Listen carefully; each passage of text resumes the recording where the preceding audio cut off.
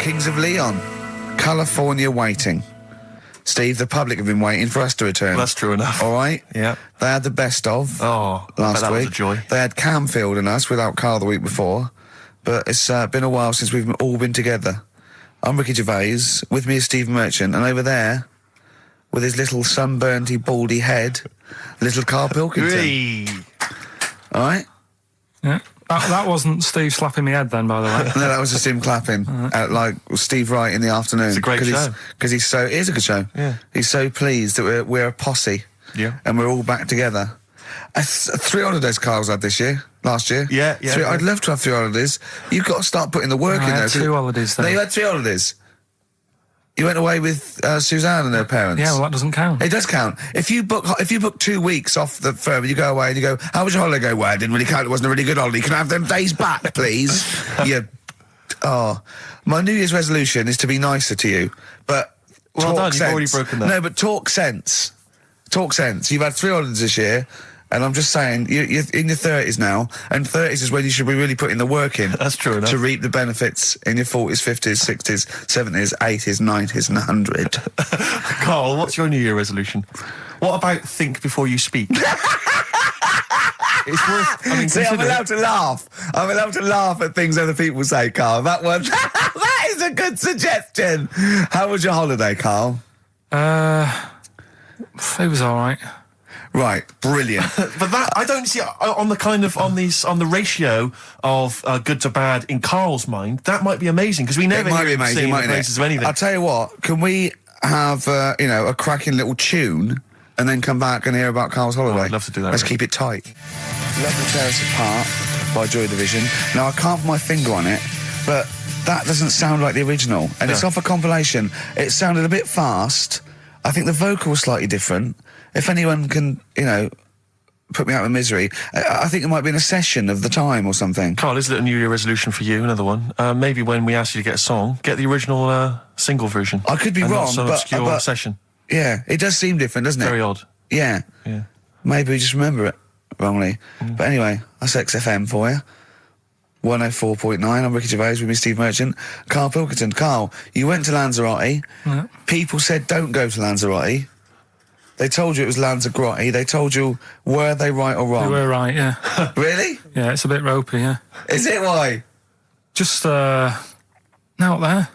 If it wasn't for the volcano they had, it'd been knackered.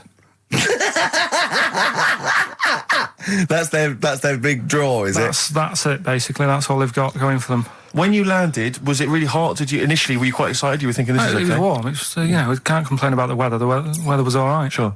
You know what I mean? That's what I went for, but it'd be nice if there just was something else. Yeah. What did you do all day then? Did you read your ritual book? No, I didn't read that. I read that book. Do you know the book that I bought and all the chapters were messed up? Oh, yeah. I bought a better version of that. All right. And I read that. Excellent. And then... Did it make more sense in order? Yeah, a lot easier to follow. Yeah. And then we went and had a look at the volcanoes and that. They've got 36 of them to look at. How many did you look at before you realised that pretty much, you've seen one volcano, you've seen them all? Probably about 6 or 7. Really? Yeah. And then when you got to the 8th, you thought, now I know what this is going to be, Suzanne. This is going to be like a mountain with a hole in the top. Yeah. Really? But it happened years ago as well. It's like, just keep a couple, fill the rest in, tidy it up. Fill the rest in! Yeah, no, Well, getting some builders. No, seriously though. Okay, 4 million tonnes of concrete, please. They're an absolute death trap. Yeah, what do you mean fill them in? Do you know what a volcano is? It's just a hole, isn't it? That's happened. Well, it's more than the hole. It's more a portal to the magma in the centre of the earth. Back in 1730 it happened, and they still haven't sorted it out. Well, when you say it happened, volcanoes were made a lot longer ago than 1730. No, but the one that did Lanzarote in. Right. Sort it out. What would you suggest?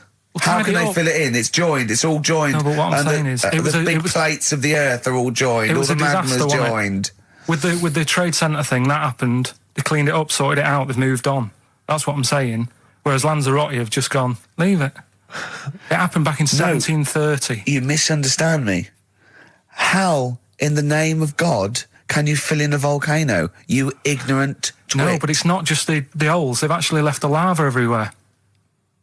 That's what I mean. It's not just the big holes. There's lava everywhere. But it's molten rock. They can't just pick it up like they're like a carpet. Put it in the holes. The holes are there ready. Just push it all in. That's what I'm saying. What exactly is there then? Is it just a kind of moon-like kind of surround with just kind of dust and rock? That's exactly what you see. I was there when the Mars thing went wrong. Yeah. I would have just sent a camera crew there, filmed a bit of that, right, and say, here we are. This is it. Ignore the little coffee shop in the background. Right? This is Mars, because that's what it's like. Just loads of dust. Holes everywhere. Side it up. Little round-headed aliens complaining. Whinging. Just like Mars. Yeah. So is there what's the best bit about the holiday? Come on, pretend you're Judith Chalmers. I have been doing. I would have done all. I would have said that. Don't bother. Right. I mean, the hotel was good. Yeah. That was all right. What was that like? It's all right. Just, clean. That's all you want, isn't it? See, that's not quite what Judith Chalmers does. She doesn't go, what's the hotel like? All right, yeah, clean, isn't it? All right. What was it like? What was it? 3-star, 4-star? Did that have a swimming pool? What was the room like? Yeah, had a swimming pool and that. Yeah. Yeah, it's good. I think it was one of the better ones on the island. Okay. Nightlife? Wasn't really. And there was a bar. There was some bands playing. Yeah. Not very good. Food got a bit boring. Yeah. It was always the same food every night, but they sort of themed it and made out as if it was different. So, like, on Mexican night, it'd be chicken with a nacho on it. Right. And Chinese night, sort of chicken with a little prawn cracker on it and stuff. Sure. But that got a bit boring.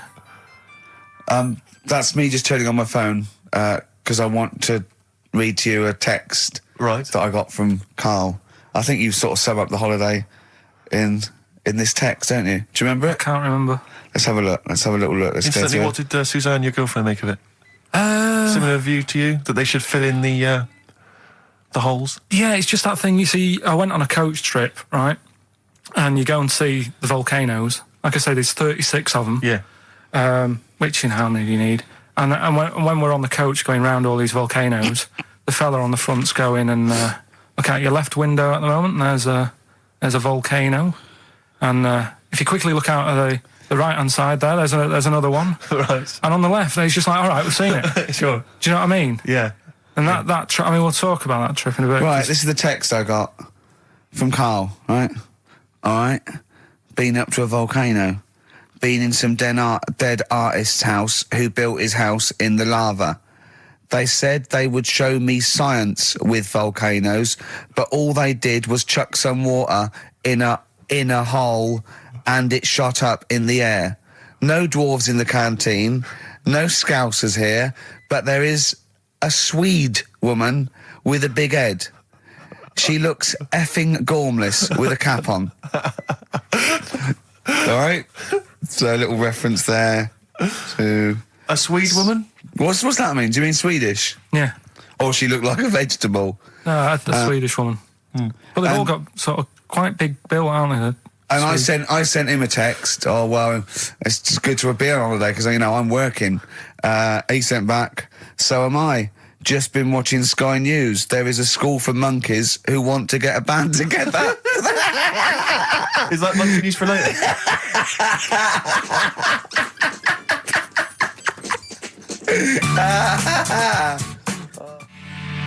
Oh My Corazon by Tim Burgess. I can't get enough of that. I love that chorus. On XFM 104.9. Ricky Gervais, Steve Merchant and little Karl Pilkington. But it was a nice holiday. Yeah, it's all right. It's just, I went there to relax and that. Exactly. Did a little bit of that. Trying to think of some new, features and stuff. Sure, always working. 3 holidays a year, Jesus. Oh, well, not really 3. Oh, 2. It's all one big sort of like work thing to me and Steve. 2 holidays, isn't it? Work hard, you need the holidays. So, yeah, the things that annoyed me was like, you get bored sat around the pool after a couple of days. I'd read my book. Yeah. There wasn't much going on the... Not even any crabs to throw sand at, was there? No crabs or anything. They wouldn't bother with Lanzarote, right? So, decided to go on a little trip. That's when I saw the volcanoes and that, 36 of them. So, we go on the trip, And the thing that annoys me, it does happen every holiday that you go on. If you go on a sort of package thing, they have these trips, right? And you pay about 40 odd quid, and they give you some wine to sort of make it feel like you're getting your money's worth. But how many of these trips have you been on then? Loads. Probably about 12. More holidays than I've had. Go on. So anyway, so you're on the coach, right? And they take you for the volcanoes. They took us in the middle of nowhere. Yeah. Right. There's nothing else round there. Sure. It's like I say, it's like Mars, but with holes in the ground. Yeah. Right. And they sort of drop you off, and they go, right, everybody, see you back here in an hour. There's loads of volcanoes for you to look at, and a coffee shop over there. And you know for a fact, right, you don't need an hour there. You could just say, well, just keep the engine running, because I'll have a look in this hole, we'll get back on, give us 5 minutes. Don't need an hour. Absolutely. Yeah. But you know that they've got something going. It's a backhander, definitely. What, with the coffee shop? Definitely, yeah. They go there. And they get everyone to have an ice cream and a coffee, and they sit down, have a fag, talking to the bloke. Yeah, and it's like, cousin. Yeah. How much was the coffee? Was it probably about €3 euros? So I think it was $3.50. Sure. Yeah, which is, I don't know, what, that's about £2.5. Yeah, they've stitched you up. Well, I remember we were on as a family trip to France once. We went to Paris. We got a coach coming back from Paris to one of the ferries, one of the ports, Calais or wherever it was. Coach trip. It was quite a long coach trip. And at one point we were thinking, we're on the motorway, this is fine, we're making good progress. Suddenly we came off the motorway. We must have gone like 40 minutes out of our way, end up in this street, completely empty, little French town. And it's pulled up outside this, what appears to be a restaurant. And a guy jumps on, dressed like a Butlins red coat. He's French, but he's putting on a kind of English accent. He goes, hello, thank you very much, top of the morning, good morning, hello. Come in, we've got food, drink, go upstairs, we've got rooms if you want to have a rest, or play around. No, it's up to you. And we all had to funnel off this thing into this restaurant, and this one family went, well, we don't want to go in the restaurant. We brought sandwiches, we just want to get to the port, we're not interested. And they said, well, you've got to come in the restaurant. They went, we don't want to come in the restaurant. So the guy said, well, I'll have to lock you in the coach. So this family were locked in the coach while we all traipsed off in, and I could just look, but I looked back and just saw this little kid with his face pressed up against the glass. Take me with you. I want to go in the restaurant. They were just stuck in there. Absolutely livid, as you would be. But that's definitely a backhander. But we went inside, and it was extraordinary, because initially you had to pass through a souvenir shop to get into the restaurant. Perfect. And it was catered entirely to English tourists. So there was like pictures of the Queen and Prince Charles on the wall. It was done out in a kind of mock Tudor style.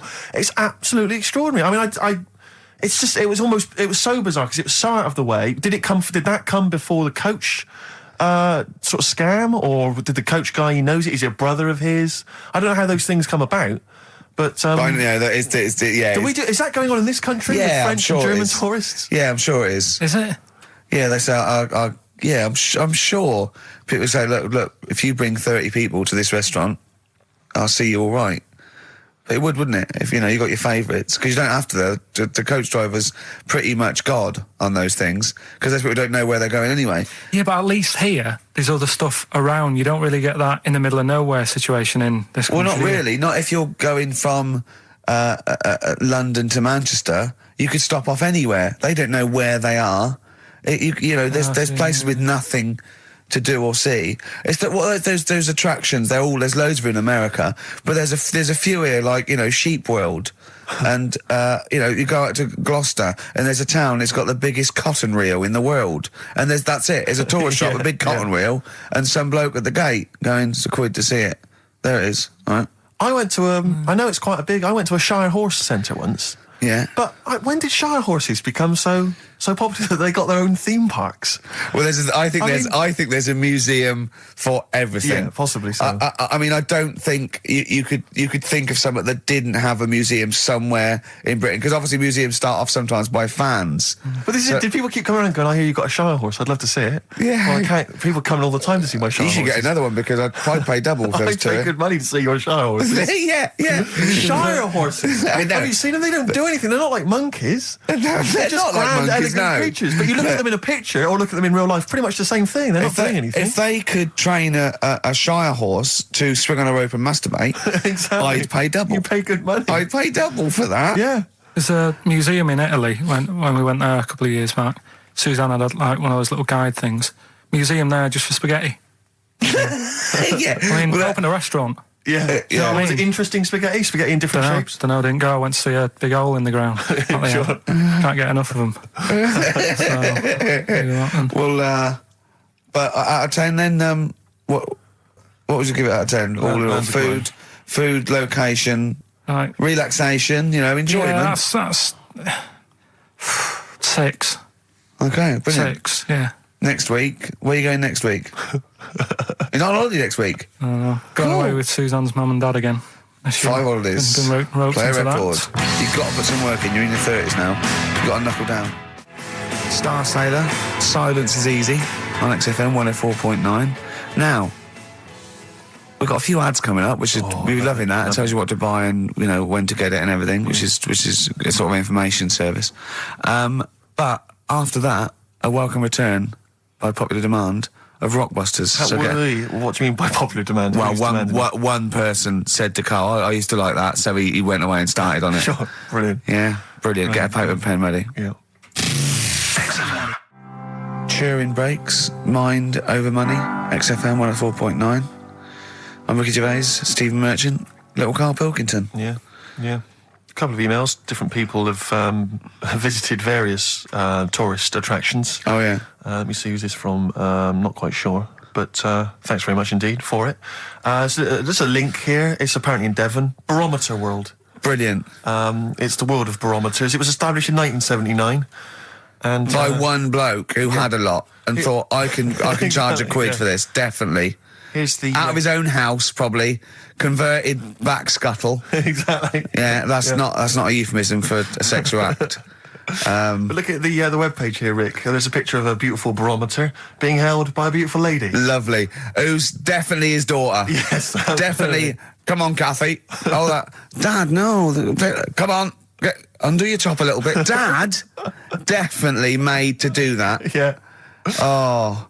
That slight look of I hope no one I know sees. Yeah. Just check out Barometer World. Barometer World. Yeah, that's available. If you want to check that out, www.barometerworld.com. That's Now, all the... barometers, one, do they work? They're to do with checking, is it the air pressure? Well, everything. But I think that's what it's based on, isn't it? Sort of low and high pressure, so it's going to rain, it's not going to rain. Yeah. Or going to be windy, but I wonder how accurate they are. I think in the days before satellite sort of weather surveillance systems, probably essential. Yeah. Nowadays... As essential as hanging some seaweed out by the back door? Probably. I think it's probably similar. I think it's the same one as holding a needle and thread over a pregnant woman. If it goes clockwise, it'd be a boy. Yeah. Yeah. The thing about a barometer is how far into the future can it predict? Exactly. 'Cause How do you know? If it's a case of you may as well stick your head out the window to see if it's raining. Exactly. This barometer goes, oh, it's going to be windy and rainy. When? The barometer goes, soonish.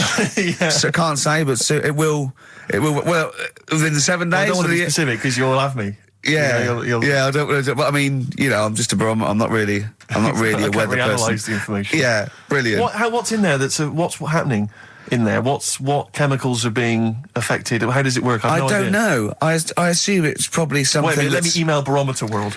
What could it be? It quite interesting. It could be mercury that's based on a sort of temperature. It goes up with. Oh no, but it's not temperature, is it, barometer? It's pressure. So it's probably just very fine. It's like a fine, very, very fine needle, isn't it? This is almost as embarrassing as last time we were on. We couldn't figure out what the name of the leader of China was. Was it the King of China? The Prince of China? Oh, this is where we were trying to imagine what it'd be like if all the Chinese people at once jumped up and down and made a big tidal Enormous wave. tidal wave. But if you do know what the name of the leader of China is, we don't mean the name of the particular person in charge, but if it's a king of China, the emperor of China, the chancellor of China, Well, it the used to prime be an minister of emperor, China. didn't it? No, that was Japan. Yeah, this is it. I don't know what's the big guy in charge. Is he still the chairman? I know Chairman Mao was important. I think he was just the chairman. I think he just governed all the big meetings. Yeah, I don't know. He just kept the minutes. Head Chinaman? Hey, Chinaman, the major Chinaman, the top Chinaman. Number one Chinaman. Do you know what? We're going to be honest here. We know so little about China. It's true. We know so little about China. Yeah. It's embarrassing. But if you've got any interesting facts about China, then email in ricky.gervais@xfm.co.uk. Also, I imagine the email address to use if you're going to take part in this week's Rockbusters. I did read an interesting fact. I'm doing a show called Politics, and I was researching, and there's a thing about you went sweatshops. Yeah, no. Sweatshops, like Nike. There's these facts, right? And these people get, like, you know, a few cents an hour, and the CEO, I forget his name, for a Chinese woman to earn his 5.2 billion, she'd have to work 8 hours a day, 7 days a week for 10,000 years. But Steve, they don't. They don't. They obviously don't want to. Exactly. They don't want to. They don't want to. Lazy, Rick. Ian Jury and the Blockheads, hit me with your rhythm stick. Rick, are you likely to be going to Cumbria on your stand-up tour? Almost certainly not. Why? Well, it's just because you might want to visit the Cumberland Pencil Museum. That's the journey through the history of pencil making. I do like pencils. Really? Yeah, I just used one then. That's what you mean. So, do you have any idea how that was made? No, was it? Let me email them. Now, Chinese people. Oh, incidentally, it's the premiere of China. The premiere. Premiere. Oh, right, yeah. Oh, yeah. Sure. Yeah, I remember now. Yeah. Well, when you were away, Carl, we worked out if it's 1 in 10 people are sort of like gay in some way, with 1 billion Chinese people, there's 100,000 little gay lesbian Chinese fellas of some sort. What do you think of that? What do you mean? Well, if I think so it's some sort of form of gayosity, whatever it's called, is sort of like 1 in 10, right? 1 in 10 people are gay, apparently. That's, Right. that does seem a bit high, though, doesn't it? I thought it was lower than that. What? You mean more than that? Yeah. But I don't maybe think not. so. I think that's of any sort of nature, anything. But what time did they do the survey on the streets as well? Because, you know, they go out late, so if they're doing the survey sort of around lunchtime, forget it, they're not going to get any. Sure. You know Yeah. what I mean? They're all asleep. But if they're out to say 1 in the morning, Well, It's going to be higher, isn't it? Yeah. Well, the thing is, you know Carl's favourite song, The Killing of Georgie? A little gay fella goes out and he gets beaten up and that. Carl went, yeah, but would it have happened if he'd have been going out at a decent time? True. But clearly in the lyric, it says, Georgie left the theatre before the final curtain fell. Yeah. Now, theatre's finished about 10:30. Yeah. So even giving him half hour, I reckon it was only about 11 o'clock. So you're talking rubbish there. are you sure that wasn't his curtains in his flat and he's closing them before he goes out? No, he was at the theatre. But I'll tell you what, I just realised something. Maybe where most people were going home after theatre, he was just going out. Exactly. That theatre to him is like a matinee. Exactly. Isn't it? He's off out clubbing, isn't he? He's off down, he's going to get some ammo, he's going to get a couple of butt plugs, and he's not even going to start dancing till midnight, is he? Have any of us ever met any gay people? It's just, I mean, our view of them is, I don't know. Email in if you've met a gay person. Yeah. Tell us where we're going wrong. Yeah. Have any of us ever met a gay person? I mean, the way we talk about it is just like, have we ever met Chinese people? I've seen them. I've seen them out there wandering the streets, but I don't think I've ever had a conversation. Now, here's the irony. I definitely know and have met more little gay fellas than little Chinese fellas. Yeah. Have you ever had any little Chinese friends? There was a girl at school who was Chinese, but she was kind of inscrutable. I couldn't get close to her. She was sort of mysterious. Right. Rockbusters? Yeah, brilliant. Right then, this is where I give you a little cryptic clue and some initials, and it sort of makes up a band or an artist and stuff like that. Yeah, brilliant. Sort of being the operative phrase there. Yeah. Let's see how he reads this clue. Yeah.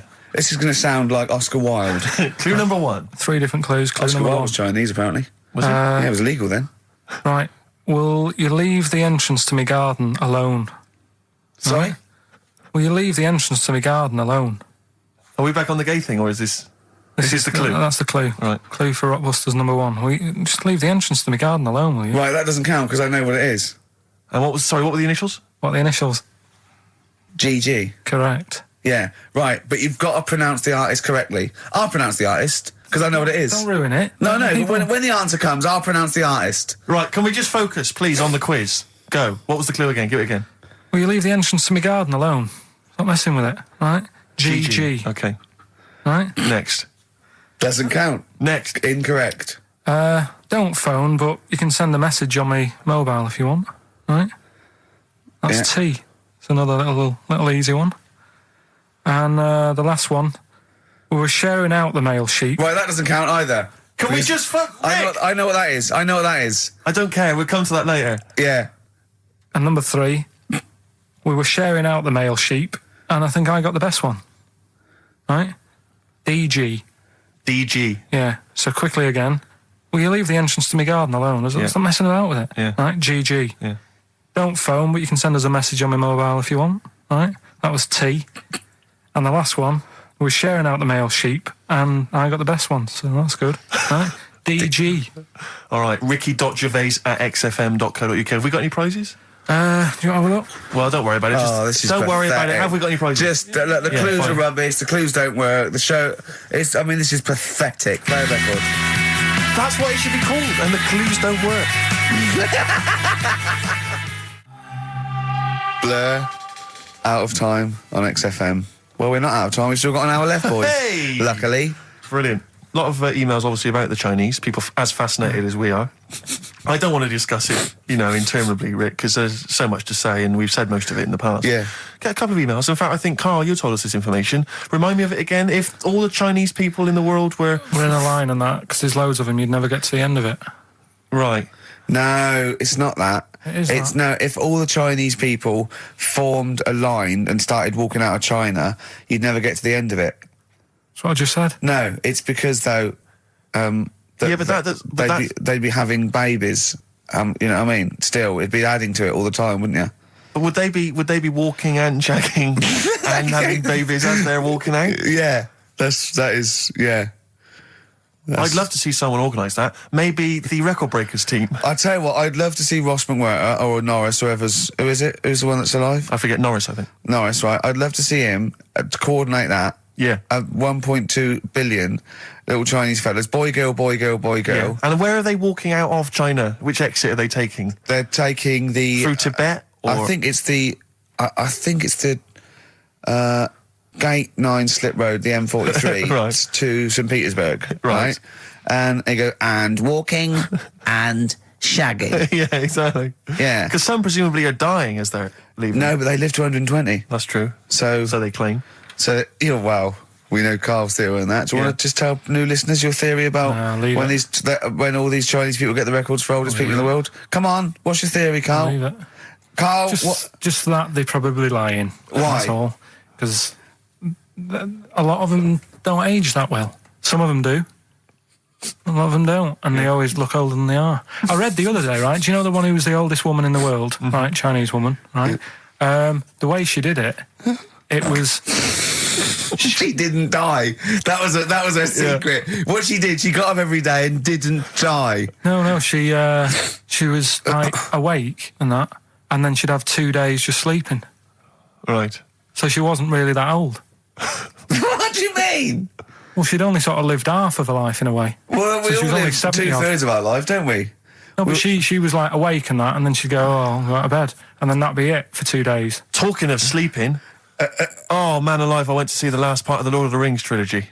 Why? Well, it's like a family thing now. Every Christmas, my family and I have been going to see the Lord of the Rings, the next instalment. It's like a family thing. What will you do if they keep making them? Oh, I'd say I've wasted now about 10 hours of my life with that tripe. You can never get that back. I can never get that back. That's what Peter Jackson owes me. 10 hours now he owes me of my life. It is absolute drivel. Well, I know. We've said this before. I don't want to harp on again about it, but I cannot fathom why everyone is so excited and loves these films so much. Like you say, people review saying it's the best film ever. I think this is the greatest movie I'll ever see. And I don't...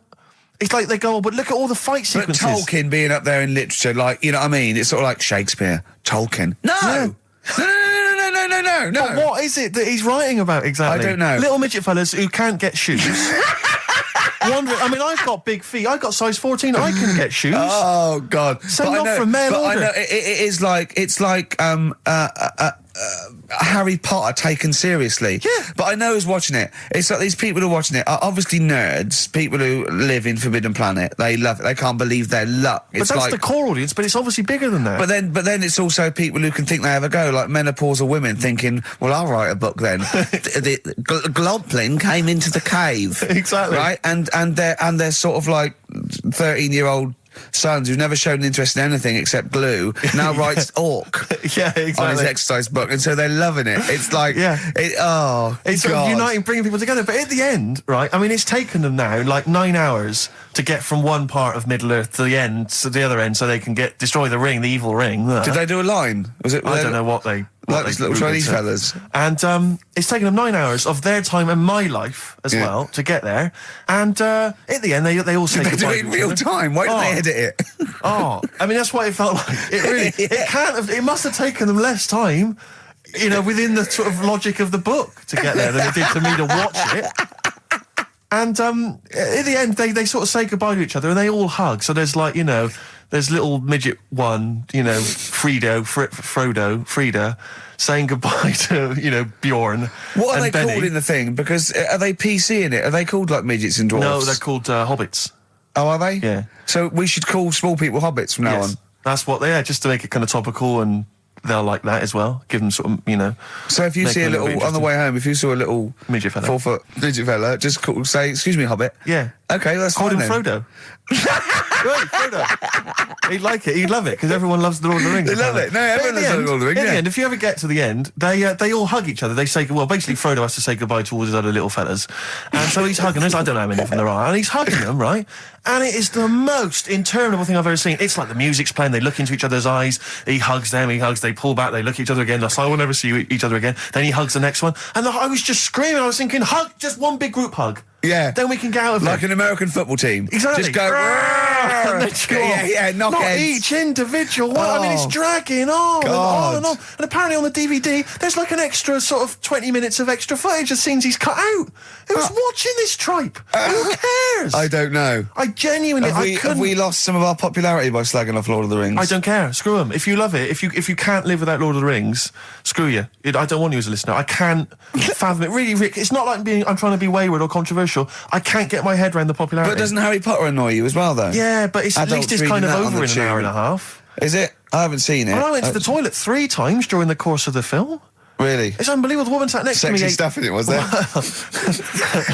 Some of those little pixies with the pointed ears. It just took me back to, Mr. Spock.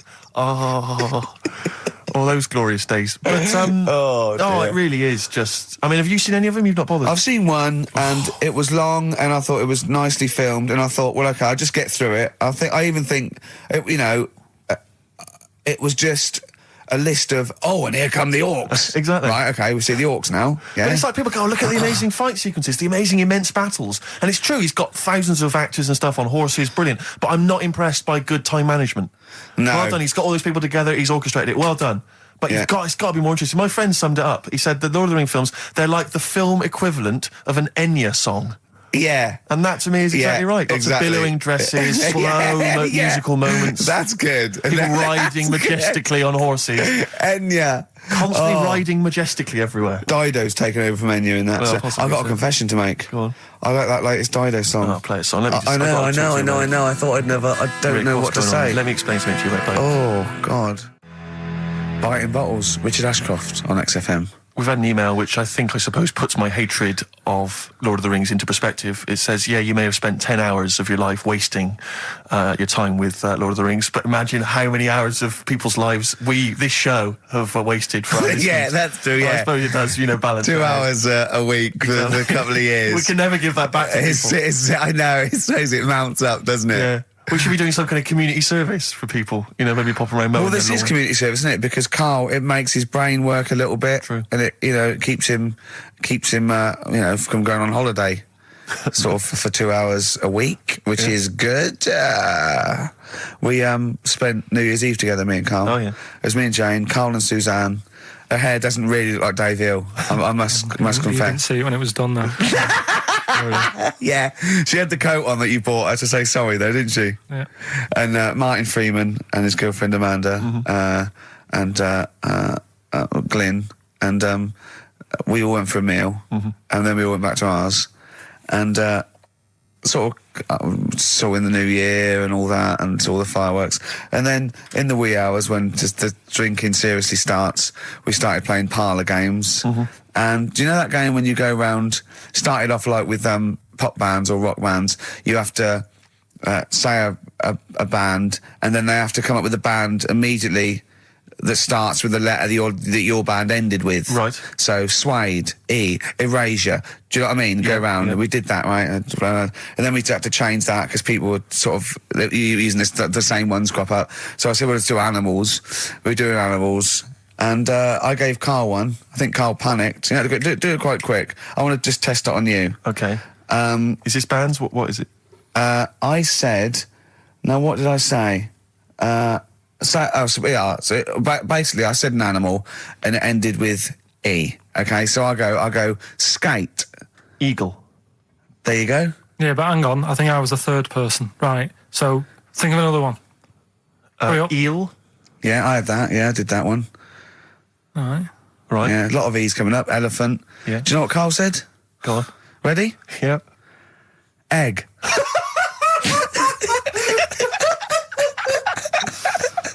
Oh, in a sense, I suppose. Egg? He went, yeah. I went, no, wrong. He went, well, what? And then Martin came to his rescue and went, well, what is an egg? Animal, vegetable, mineral. I said, well, it's animal, but it's you can't have egg. But went, would well, you allow then? tadpole? Well, yes. Is Yeah, that not because it's a kinda larval similar? stage. Yeah, no, but egg, you might as well have leg or eye, uterus. It doesn't count. Egg, you panicked. Brilliant. I still think I'm right. Well, you're not right. We were naming, you know. Just a bit of fun, though, isn't it? Yeah. Exactly. Yeah. You meant, why obey the rules? It's just a Exactly. bit of Yeah. fun. No, that is true. Don't That bother is with the true. rules. That is You true. had the fireworks in the year, did you? Yeah. What, you had them yourself? Or No, you no, just no, no. watched You them? could stare across the river. We could see him, but actually very impressive. And I'll tell you what, they got it right this year. Instead of 2 hours of letting off fireworks, people were going, oh, can we go now?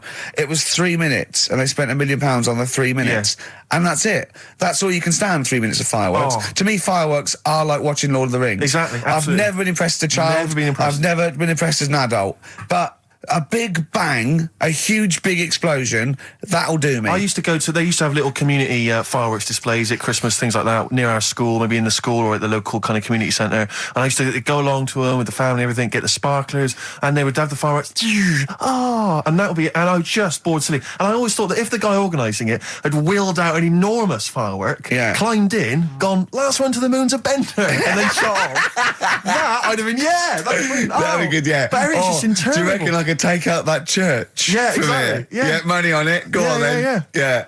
That'd be worth it, wouldn't it? But little zoom, another one. Oh Christ! So a friend of mine was telling me that they once had some indoor fireworks, which apparently is just, I mean, imagine that. Who needs indoor fireworks? Well, I think that's just little. Yeah, I think one of the things we got indoor fireworks once when I was little, and I remember one of the fireworks was that little celluloid fish that you put in the palm of your hand. Of course. And it goes, Predicts the future. oh, you're sexy. Yeah. What, it curled up because of the heat of your hand? Yeah. Oh, you're dead. It didn't curl. Actually, it's Grandad. He's dead. Yes. His hands are cold. Oh, no. That's the only way that would be... Oh, yeah. So that's the only test And when it did you can discover do. he was dead? We used one of those predictive fish. It came out dead. Yeah. Just flat. Yeah. Did you have a good time, though, Karl? What, at your place? Yeah. Yeah, it was a good night, wasn't it? We danced, didn't we? A bit of a dance. What, the two of you together? Yeah, Amanda had got one of those DVD films. No, straight to, DV A video cameras. camera, It goes right. straight to... DVD. Yeah, Okay. amazing, right? And Karl was doing his moonwalking. I was sort of doing some sort of jazz step, wasn't I? Sort of like Michael Jackson. I ended up jumping up on the couch with both feet and falling straight back on my back. Of course you did. I can't believe I was all right. Yeah. What's the chance of that? It's when you're drunk that you sort of like... You revert to childhood and you sort of bounce. Yeah, exactly. Yeah. So luckily... Is that DVD going to be available in the shops later this year? Track 1, side 1, the first Talking Heads album, Uh-Oh, Love Comes to Town. On XFM 104.9. Yeah. Well, I think it's Rockbusters results, isn't it? Okay. All right. Brilliant. Do you want the prizes, by the way? Not really. Not bothered? No. Right, some videos and DVDs and that, some good stuff. in there. VHS, I hope. Couple. $4.99. Is that one about TV weather? titles. What? There's the weather one. That's going to be on telly. Donald McIntyre. Oh, yeah. That's in there, if you want that. Yeah. He reckons Donald McIntyre ripped him off because he did a thing about how much it costs to have a chimp, cheap as chimps. What was the other thing you think someone ripped you off? Rockbusters? Ken Bruce on Radio 2 is doing Songs of Phrase. He was doing that over Christmas. I took 1 week off. He's in there. And when he heard that Donald McIntyre was doing a programme about wind, he thought he was moving on Auntie Nora. Right. So the first one, will you leave the entrance to my garden alone? Right, that was the cryptic clue. The initials were GG. Yeah.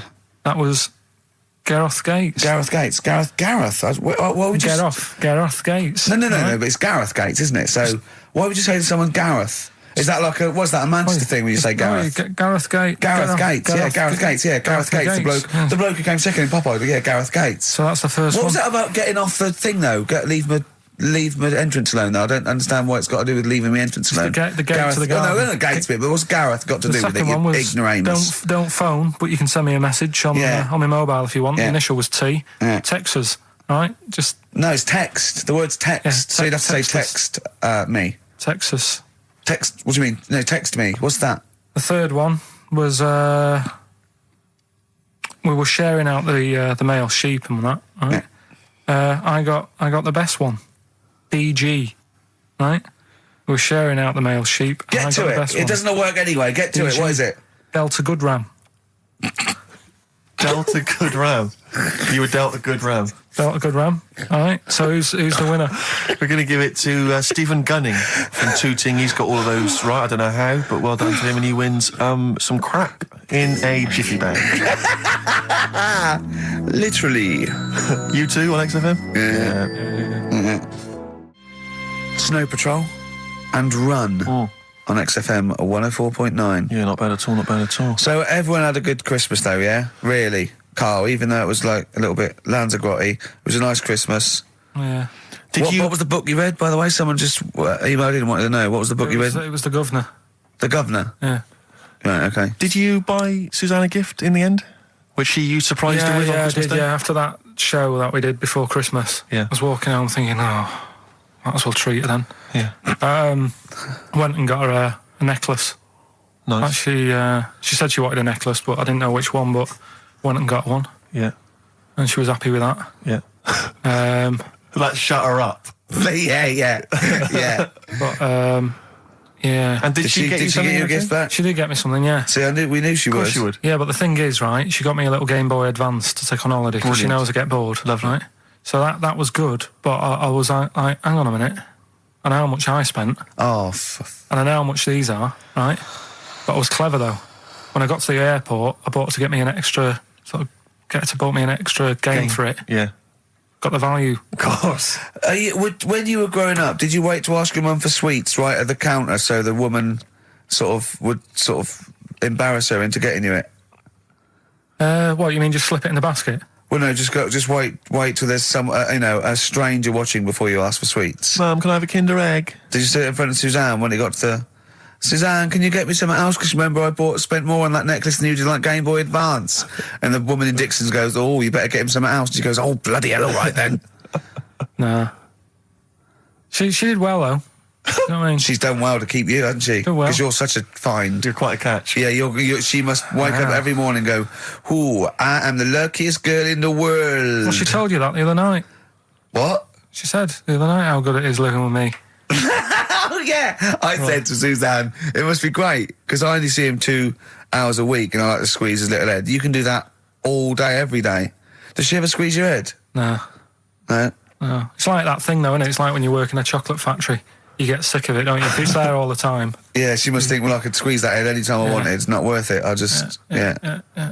What about your Christmas? My dad, I'm wondering if you're turning into my dad, because he bought my mum a bracelet. He won't mind me talking about this, because he said you'll probably talk about this on the radio, and you're right, Dad, I am talking about it. He bought my mum a little gold bracelet, lovely gift, you know, it was a lovely thing. She opened it, she loved it, and everyone thought, what a great gift, lovely gift. He wouldn't stop talking about it. He wouldn't stop talking about the gift he bought. He kept on grabbing my mum's arm and showing it to people. Look at that. Look at the gleam on that. Steve, look at the shine on that. Look at the gleam there. Look at that. Gleam. And do you know what he said? He said, the great thing about that's pure gold. He went, it's an investment.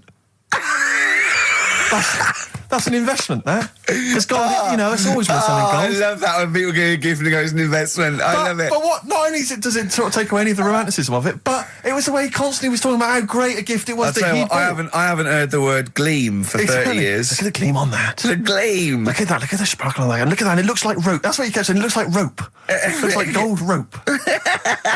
And he just can't. I don't know. I heard it. He disappeared. We were opening gifts. He went disappeared. I could hear him in the kitchen going, "Think about that's pure gold. That Elaine, that's pure gold." I might melt that down. Yeah. John, next door neighbour. John, look at that. Look at the shine on that. That's great. That's brilliant, though. But it doesn't sort of undermine the gift a bit if you keep on droning on about how great it is. If people enjoy giving, that's nice, isn't it? And you got to, what did your mum say? She loved it. She couldn't get a word in edgeways. That's a step up from a jar of coffee, though, isn't it? It is a step up, yeah. That's good. Oh. What about yours? I didn't get my mum and dad anything this time. No, because I'm always treating them anyway. Whenever if they need a few quid, if I can help them. Well, you are the gift that keeps on giving, Carl. No, but don't just go giving anything just for the sake of it. You know what I mean? Wait for the time that's right, sort of thing. Just because it's Christmas. Because... yeah, I mean, there's no better time, is there, really? No, I just was going to say my mum and dad didn't get me anything, but they did. What'd they get? But, just some money. But, I'll get them something when the time's right, do you know what I mean? They always need bits and pieces through the year, so... Yeah. I'll look after them. Sure. But, it was weird being away on Has anyone Christmas got caught onto the fact that, they leave groceries in the telephone box near your dad yet? No, that's still going on. Is it? Going on, yeah. Oh, that's fantastic, isn't it? That is just fantastic. So when he needs a loaf of bread, pint of milk, just goes down. Does he ever give that as gifts? Now listen, are we doing the film thing in a bit? Oh. Got more prizes. Yeah. Is it better than Rockbusters? It's all right. I did it in a bit of a rush because I was only in yesterday, wasn't I? Sure. Well, yeah, if you take 3 holidays a year, then there's not enough time for the work. Me and Steve like to, put our priority into, doing the work, coming up with a good product, and getting a holiday when we can. I haven't really. I love a holiday, Rick. I love a holiday. But I don't do the holidays for me. It's for Suzanne, isn't it? She's the one who likes going away. With you? So I'll just go, so I'll go with her, do me bit. When you were playing Game Boy, right, and you'd looked in a hole, and you were reading your book, what is she doing? She'll make things seem more interesting to me. Do you know what I mean? So, like, when we're at the Owl, and the bus driver said, "You got an hour here," I said, "Why have I got an hour here? I go to a funeral with someone who I loved in the ground and don't spend an hour around it. Why do I want to..."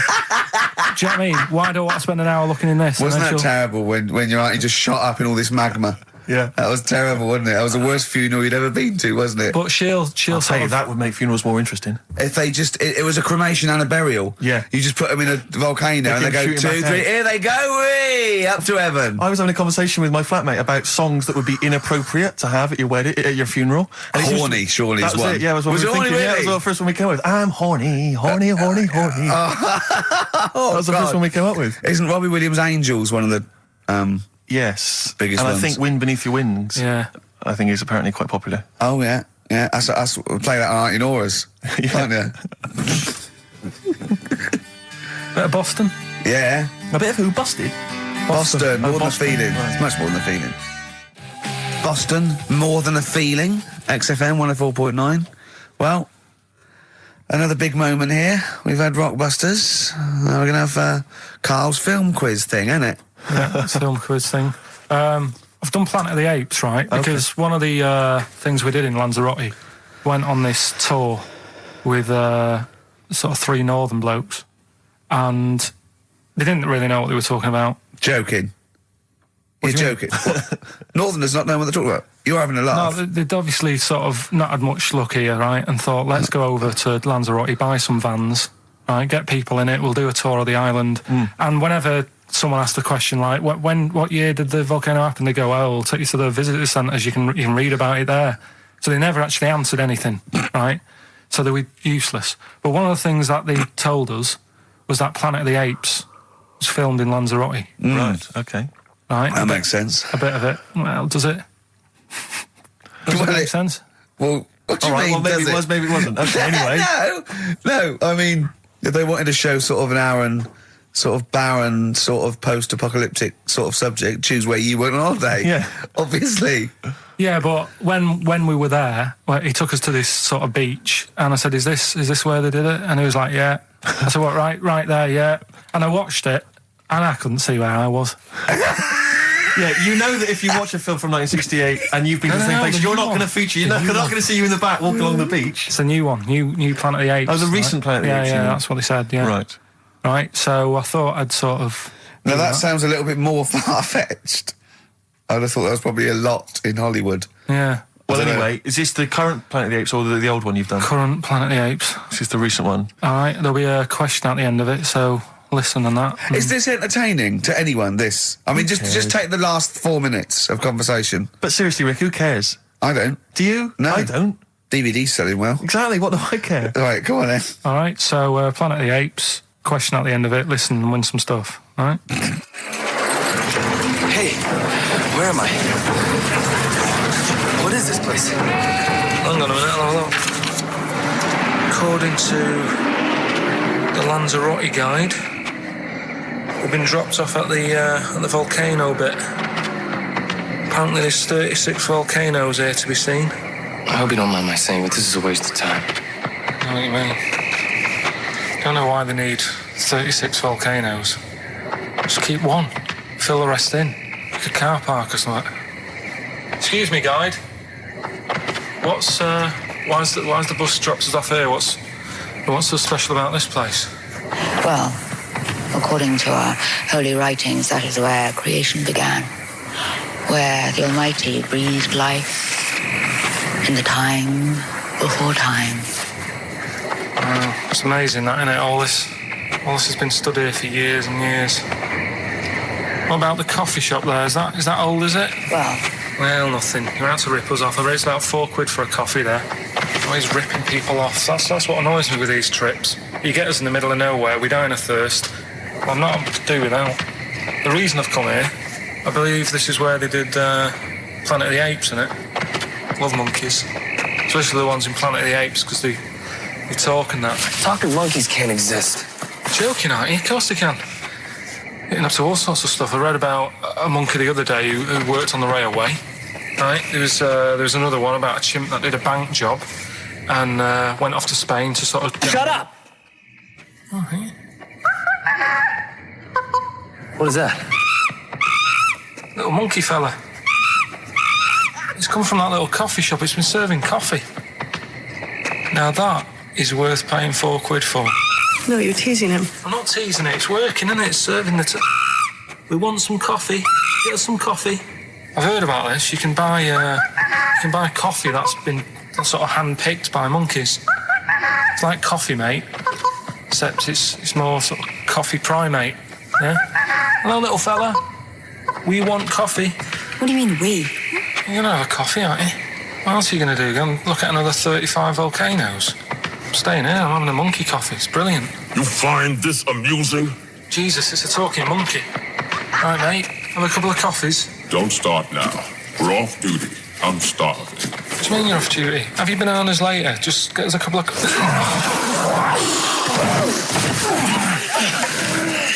Right. I understand that you're tired and you've probably been on your hands all day. Just forget the coffee. You go and get some lunch. After you've got some coach, you lazy ass. You damn human!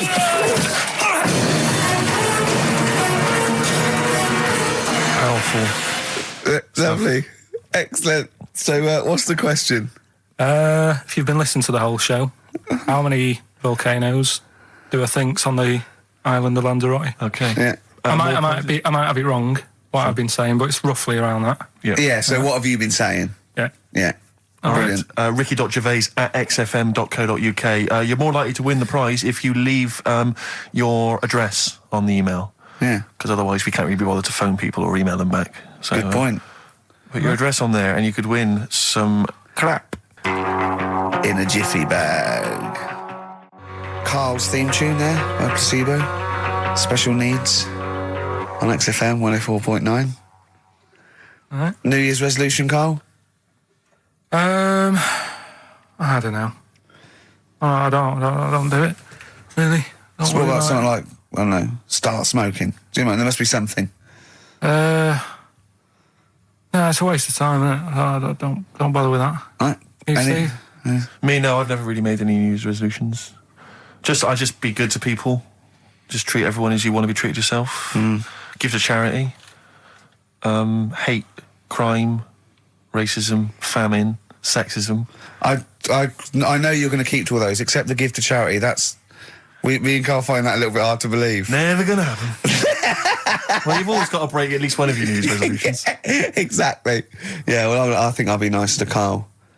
What about learn more? I was thinking that. I want to I'm learn always more. teaching you stuff. I've got... I watched... I'll tell you what, Christmas telly was dreadful this year. I don't know if I've hit that age where I think consciously I thought this is worse than usual. Yeah. And I ended up watching Discovery Channel and History Channel again, and I watched 4 episodes in a row of this fantastic documentary, 1418 War, narrated by Dame Judi Dench, and it's brilliant. I just can't get enough of it. I hated history at school, and now I want to know everything. Yeah. And I think that's mine. Learn all the stuff about stuff. I like learning though.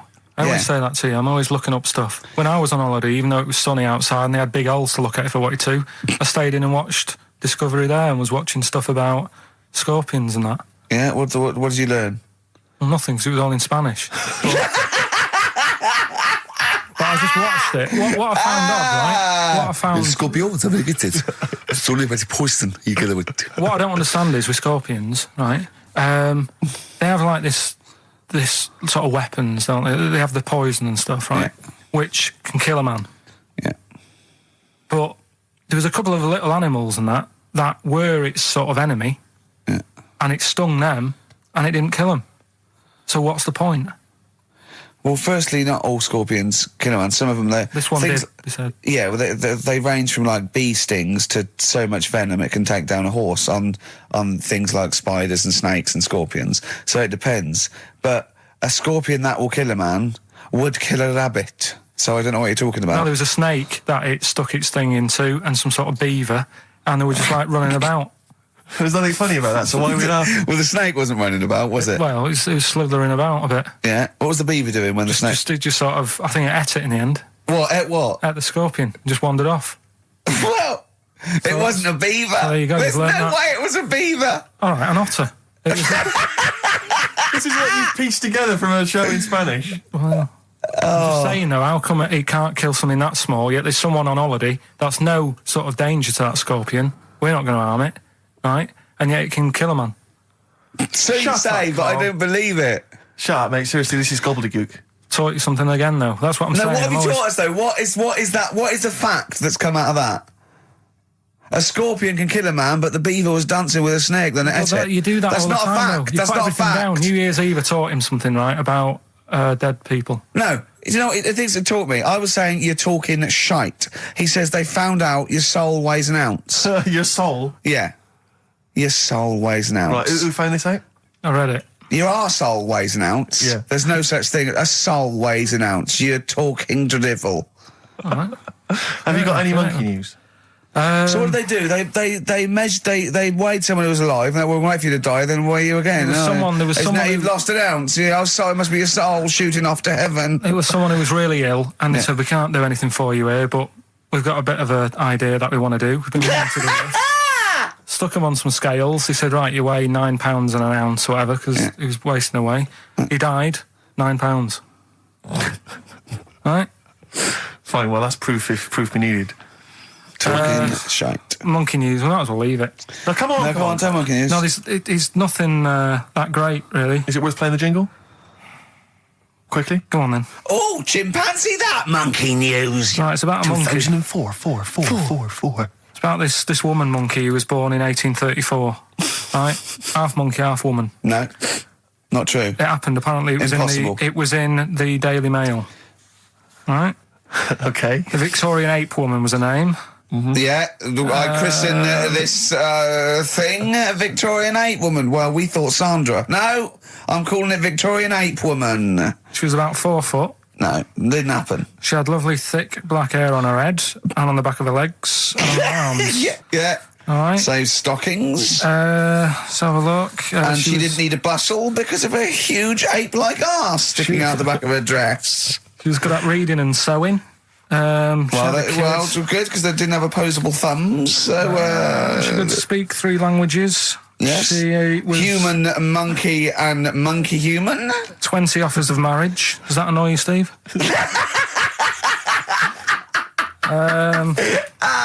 Absolute twaddle. All right, well, more rubbish than your soul weighing an ounce. Let's leave a it there. Victorian monkey Let's woman. leave it there, then. See you next week with some more twaddle. I was worried we wouldn't have the old magic in 2004, but we're still talking shit. Merry New Year. Lou Reed, with a little help from David Bowie there in the background. Satellite of Love on XFM 104.9. I'm Ricky Gervais, with me Stephen Merchant and Karl Pilkington. Now, Steve, you know how Karl won't do anything outside his jurisdiction. He moans about stuff. He's got one job. We're doing about 5 things in the week. Always plate spinning. We just turn up and he's always available. He moans about it. He goes, "Oh, lucky you caught me." Right? He's chatting. He just He's one of those people that whinges enough, and people think he's overworked. So he got Mondays off. Right? He's just a whinger. I haven't got Mondays off though, have I? Yeah. Well, anyway, 2 hours on a Saturday. This is what the phone message he left me Wednesday on my mobile. But I just thought he's chatting about certain things that are going on at the moment. What he does need to know. Duncan, who he mentions, is my agent, and you know you understand a few of the things. But this is the sort of message I get from Karl, right? Whinger. Old messages. All right, 12:10, Wednesday. Just getting loads of people calling me all the time about shit. Yesterday, DVD's signing for BBC London. I don't work there, but I've been dragged into that. I've got a woman on leaving a message from Talk PR going on about do you want to go and see Pop Idol again? Right? They're just saying you and some listeners can go. So I'm sure you'll love that. I've got Jim Benner wanting you to introduce the tin buckets at the Astoria. So can you just let Duncan know that I'm doing his job whilst he's sat on his arse with his thumb firmly up his arse? Can you let him know that I'm running around like a here sorting shit out for you? All right, see you later. Message left at 12. Do you know what I mean? I know, but that's the kind of phone message he's leaving. Do you remember who he was before you? But he's even annoyed that he gets a phone call. I remember he got a phone call for you to do a voiceover and didn't pass it on. You missed a voiceover. That was thousands of pounds. No, I did pass it on though. I told you. You said someone had phoned. Yeah, that's not good enough. But who's that? Well, she didn't say, and I didn't ask. But of course she said. She didn't say. Rubbish. So you didn't take the number down? She went, "Oh, can you tell Steve to call me?" And you went, "Yeah." Yeah, well, I just thought you'd know her already. I should have known. It was a woman, so I should have known. He's having a go, you see? Unbelievable. I don't know how it's come back on me. You're the one who was picking on it. Yeah, exactly. I'm saying. I'm defending. Why is he having a go at you? He never picks on Ricky because he knows you are his bread and butter. Seriously, do you know what I mean? The only reason he's got Mondays off is because you're still doing this show. Yeah. That's why he's scared of you. That's why he has a go at you on the phone, but he always picks on me because he knows, I'm a pushover, I'm a nice guy. He's scared of you. I don't know how it works. Is that true? Steve, I'm always sorting you out. I look after you. Sorted you out with tickets. I sorted you out with lager out. I got you today. Why are you picking on me? What do you mean you're sorting out tickets and lager? What's this? Right, whenever you want tickets. Yeah, sorry, I don't want to use this as moaning time and that because I don't like to moan. I'm busy and that, right? But I've sorted you out tickets for gigs. Yeah. Right? What somebody doesn't even turn up to. Yeah, we won't even go on about that, right? Lager. He got sorting out the Cure, he complained it was boring. Yeah. There was that big drum of lager that you had, and you said, "Oh, put that in your room for me, because I don't want to carry it home." Right? Lazy. So I said, "All right, then I'll put it in my room." It goes missing, it gets nicked. Then you have a go at me because it got nicked. Yeah. I get you another one. You make me carry it around town for you for half an hour. Then you say, "Oh, I can't be bothered taking it home. Can you take it back to work for me?" Yeah. But interestingly, this is like a year ago, so it's obviously still pressing on you. Oh, hang on, and I forgot the one when we had an argument over 50p. When I went out for a coffee. You didn't want to give me 50p back that you owed me. That was the same day you'd given him about 40 quid worth of lager. But see, this is my problem. This was my point at the time. It's not the 50p in terms of money is not what's important. The fact that you think you don't have to give me money back because it's only 50p, that was the point at stake. It's me who makes a decision. Oh, don't worry about the 50p, not you. It's only 50p. I'm not going to give it to you. Do you know what I mean? There's got to be rules, otherwise it's chaos, Carl. Come on, mate. All right. I don't want to fall out about No, it. that's not all right. Should we kiss and make up? Do you want that? Do you want to do It's that? all right. Yeah. Well, should we play a little record and come back to this? Because I can't believe it started with you slagging him off, Rick, and I've ended up I know. as the monster. I know. Bit of R.E.M. Yeah. Out of Time by Blur. Luckily, we're not out of time. Got another hour and 25 to go.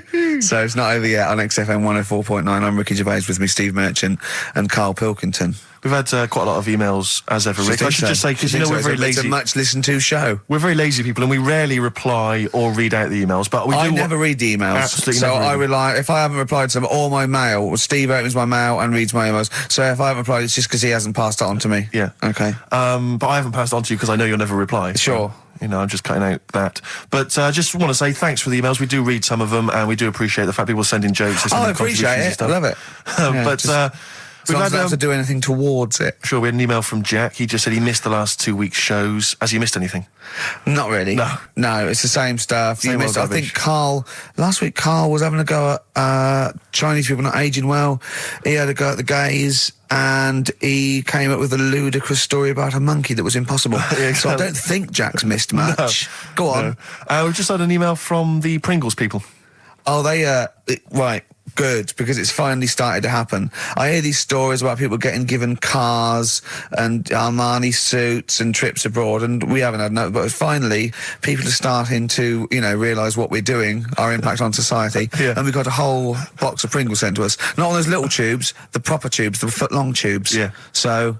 And what have they said? Well, the Pringles they guys want have them said, back. No. They've said they like the show, and if you want more Pringles, give them a call, and they'll send you I more want Pringles. more Pringles. Yeah. I bloody love Pringles. Yeah. Pringles are. The thing about Pringles is, they're Moorish, right? Yeah. But how would I put it? You know the sort of thing when I open them. Yeah. And by that when I pop. Right. Yeah.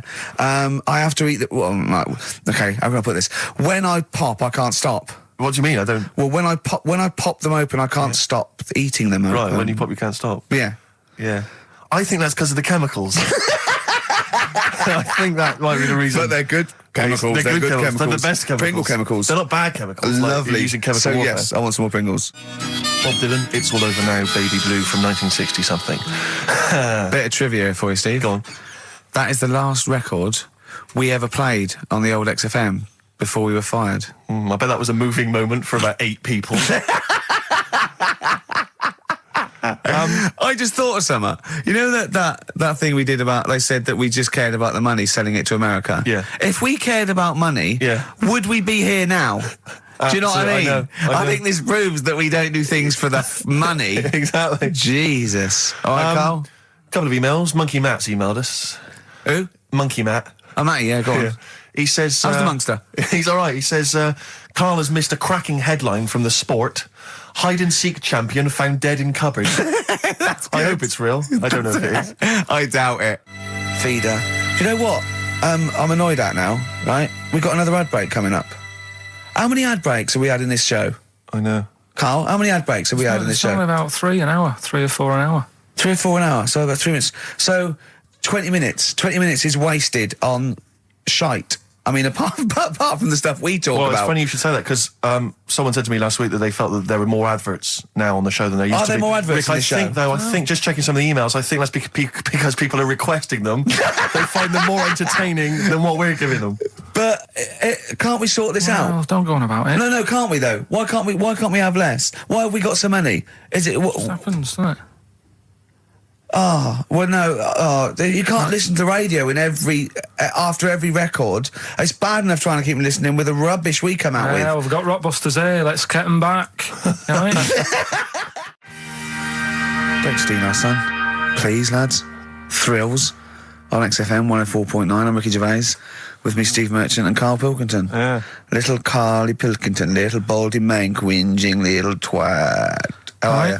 Yeah, all right, yeah. What are you doing? Happy? Feeling a bit happier today? You look as full of spunk, as they say in America. Yeah, I'm all right. Just a bit of a miserable day, though, isn't it? Yeah. A bit miserable. Yeah. walking in today, right? Do you know I walked through like the sort of the gay district of London and that? Right. You don't walk, you mince, don't you? I'm just walking through on the way to work, and I'm always interested in their little shops and stuff that they have, right? Loads of Their little shops. That's don't be ashamed of. If you want to go in and buy something, go in and buy something. I'm just having a look at, looking in the windows and stuff.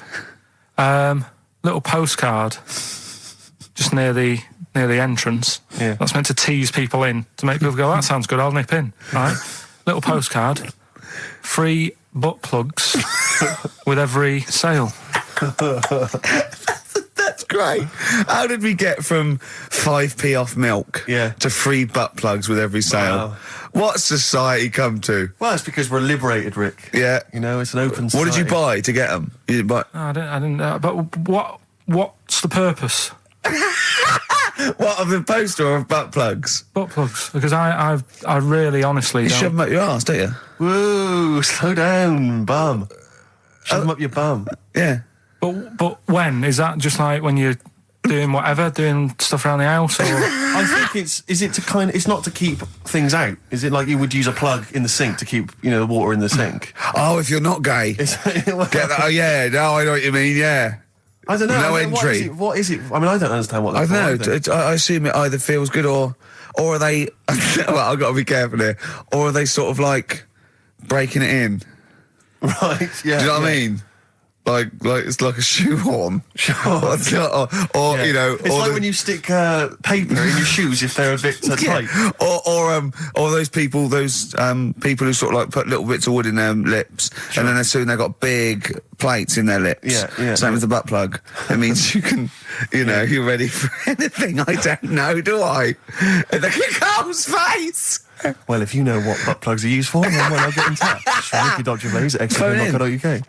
What do you think? If there's any... I can't believe we're already on this subject. I know. It's 1:05 and we're I was going to say then, if there's any people who use butt plugs, and I was thinking that Karl would have said, well, they're not up yet. Yeah. Because they go out late. No, but what is it? We're award-winning people. We've written a TV Not on show. radio, though. Not on radio. We're rubbish on radio. I know, but We've got nothing to lose. But I always say to you, Steve, that I like educating people and that. Now, the way I see it is I didn't know what they were. Let's phone to go. Someone might know about butt plugs. All right, we'll get No, get them on. Get them on. Ask them. No, because they might say something dodgy. Oh!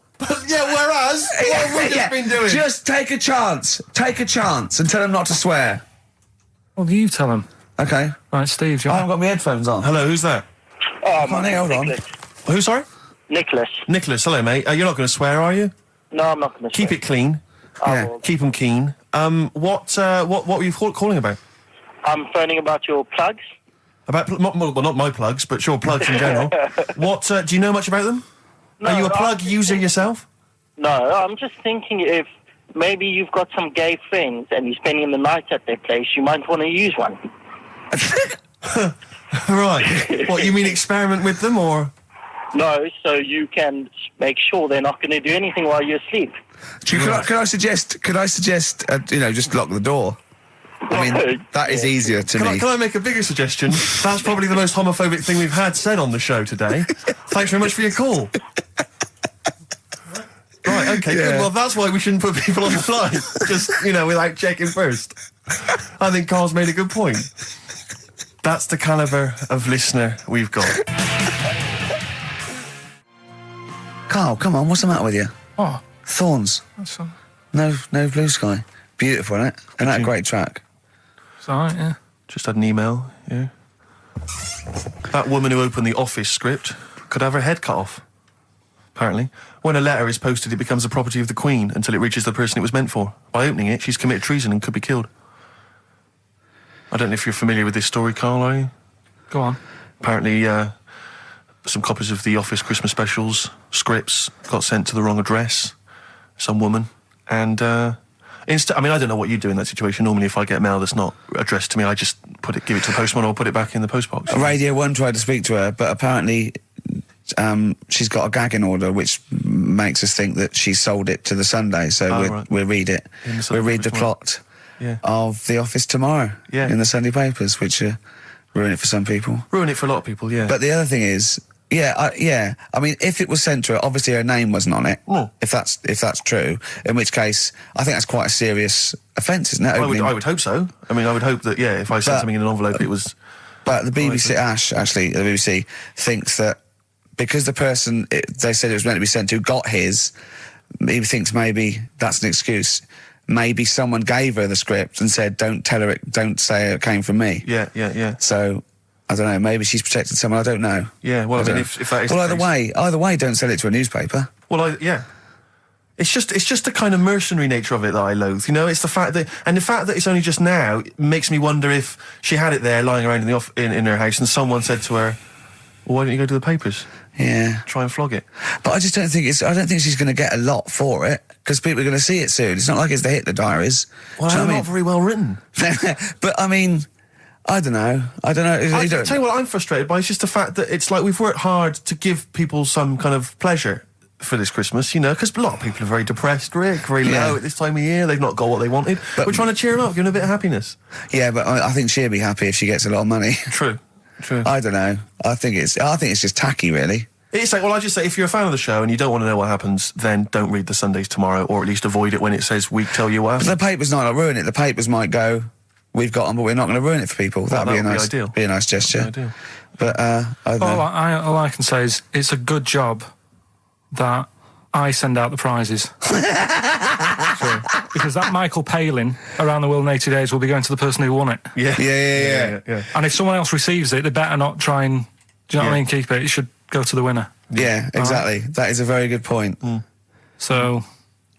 Be warned. Don't open things that weren't addressed to you. Yeah. Pandora's box. There's some sort of lesson there. Yeah. What happened? All the evils of the world, wasn't it? Pretty much. What? Yeah. Oh, don't try and explain brilliant. it to Carl. No, Pandora's box. Go on. Well, told not to open it, opened it, released all the evils that are in the world now. But did the person say if you open it, loads of evil will come out? It's not true. It's not true. It didn't really happen. It's not like evolution. It's not the truth. But you remember that? Yeah, you won't listen to some of my stuff. Like goldfish and stuff. No, it's not that we don't listen to it. It's that you would pass off how all the evils in the world got here. Because on Anna Nova it would be, Pandora opens box. Outcast. Hey Ya on XFM 104.9. I'm Ricky Gervais. With me, Steve Merchant. And over there, Karl Pilkington. Now we've got a new feature. Well... I don't know if it should become a feature every week, Rick. I'm not sure it's got legs for that. No. But maybe in the absence of Rockbusters. Basically, I was looking through the pigeonhole, and we got a lot of stuff sent to us, a lot of junk, stuff we don't really want. Yeah. And a lot of people, for some reason, they send us... Begging letters, a lot of that. We get sent a lot of CDs by people, bands, artists, who have not yet been signed. Maybe they've knocked something together in their bedroom. They got a band... And they just, for some reason, they want our feedback. They want us to sort of give them some thoughts on what they think, where they're going wrong, stuff like that. And I just thought, I was having to clear out, and I thought, why not just give them a little chance, Yeah. Just throw them a bone, Rick. Honest critique? Honest critique of some of the artists that sent us stuff. Okay, go on These are then. bands that have not been, they've not got a record contract. This is exciting. Okay, name the 3 bands Well, first. I'll tell you, we'll go through them individually, and I'll hear a little snatch, and then I'll get your opinions, both from you, Rick. I know you've been in the music business, you've got a good general knowledge of music, you've got good taste. Big time, and big also time. Karl Pilkington's views as well. Yeah. We know what to think of them. So this first band is called Kellerton Road. I'm sure they're very excited. As I said their name then, they probably can't believe it. They're phoning each other now. They're getting so excited. All friends are phoning them now. Yeah, Turn your exactly. phone off. They They can't people in believe this that. band. You don't want to... Yeah. Well, okay, then Kellerton Road. Kellerton Road. Play a track from them. So that's Kellerton Road. I think that's a track called Secretly. And looking on the back here, there's 6 of them in the band. They all pretty much look the same. They got the long hair, the usual sort of look. What do you make of them, Rick? All right. Yeah? Quite like Yeah, that? good, yeah. I mean, bit generic. The chorus is a little bit simplistic, but I like good production, good Yeah. good Reminds you of musicianship. something maybe like the Thrills, that sort of thing. Yeah. I mean, yeah, good. Jukebox or junk box? What's a junk box? It's just, I'm just trying to make it sound snappy. Jukebox or junk box? Don't, because you haven't got it. Don't ever stick to what you're good at. Okay. What, being sexy? Just sort of watching Doctor Who and stuff. You like that, don't you? Yeah, I love it. Okay, then, right, what's the next one? So, well, let's just ask Karl Pilkington's opinion. Karl, what were your thoughts? Yeah, it's all right. Yeah? Yeah. That's it, is it? Yep. Is that why you're no longer right for the enemy? Go on. So what's this next one you've got for us then, Karl? Toffee. Toffee. It's called Born Depressed. Oh, dear. Brilliant. Is it about you? There we go, I tougher. quite like that. Yeah? That's sort of a bit glammy, bit underground. Yeah. What do you make of the name, Toffee? I don't like the name. It's not great, is it? No, but I quite like that track. Quite like the track. I'm If just that's looking at the representative. CD, they've made it themselves, and basically the band feature on there completely nude. Oh, What do you... Well, we know what we think of that. What do you think of that, Carl? I'm not happy with that. Let's have a look, though. Have a look there. That's no point, is it? There's quite a lot of blokes and there's one naked lady. Just having a look, though. Yeah. What are you looking at the blokes? What are you looking at? Why are you looking at the blokes? Let's Knob. just having a look. But you look at their knob. I can see by the way your eyes are I'm looking. looking at the woman's knob, though. Well, she won't be happy with that. No, that's a bloke, Carl. Yeah, that's where you've been going wrong. Yeah, that's the woman. Yeah, Yeah. that's what I was looking at, that one. The woman's knob, so that's all right. Yeah. Good. So Rick, hit parade or shit parade? I don't know if it's going to be. I don't think it's going to be a hit yet because I haven't got backup. But I think we're looking more about whether they get A record deal. Do you think they deserve one? Yeah, I like. Thumbs up for both of them. Okay, excellent. Well done. All right, well done. And Carl, play the last one then. What did you make of it? Sorry, we didn't ask your opinion. We weren't interested. Like to see him on CD UK. Just like that on the CD cover. Okay. And this last act, I think, is this right? Picture Centre? Yeah. Picture Centre. Picture Centre. My favourite. You like that? Yeah, that's my favourite out of all of them. Good. There's a bit of Amy Mann in there. A little bit Cocteau Twins. Yeah.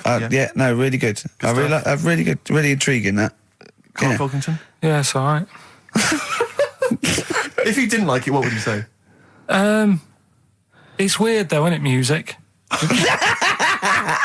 No, do you know what I mean? It's like, it depends what you're doing. Do you know what I mean? That's all right. If you're just having a game of crib or whatever, it's just on in the background. That's the thing with music. I don't think you can sort of slag any of it off. It's times, and it's depends what mood you're in and stuff. Yeah. So this is a pointless pointless. feature. It's a pointless Points feature. for you. We'll do it well, I again didn't then. come up with it. No, I don't.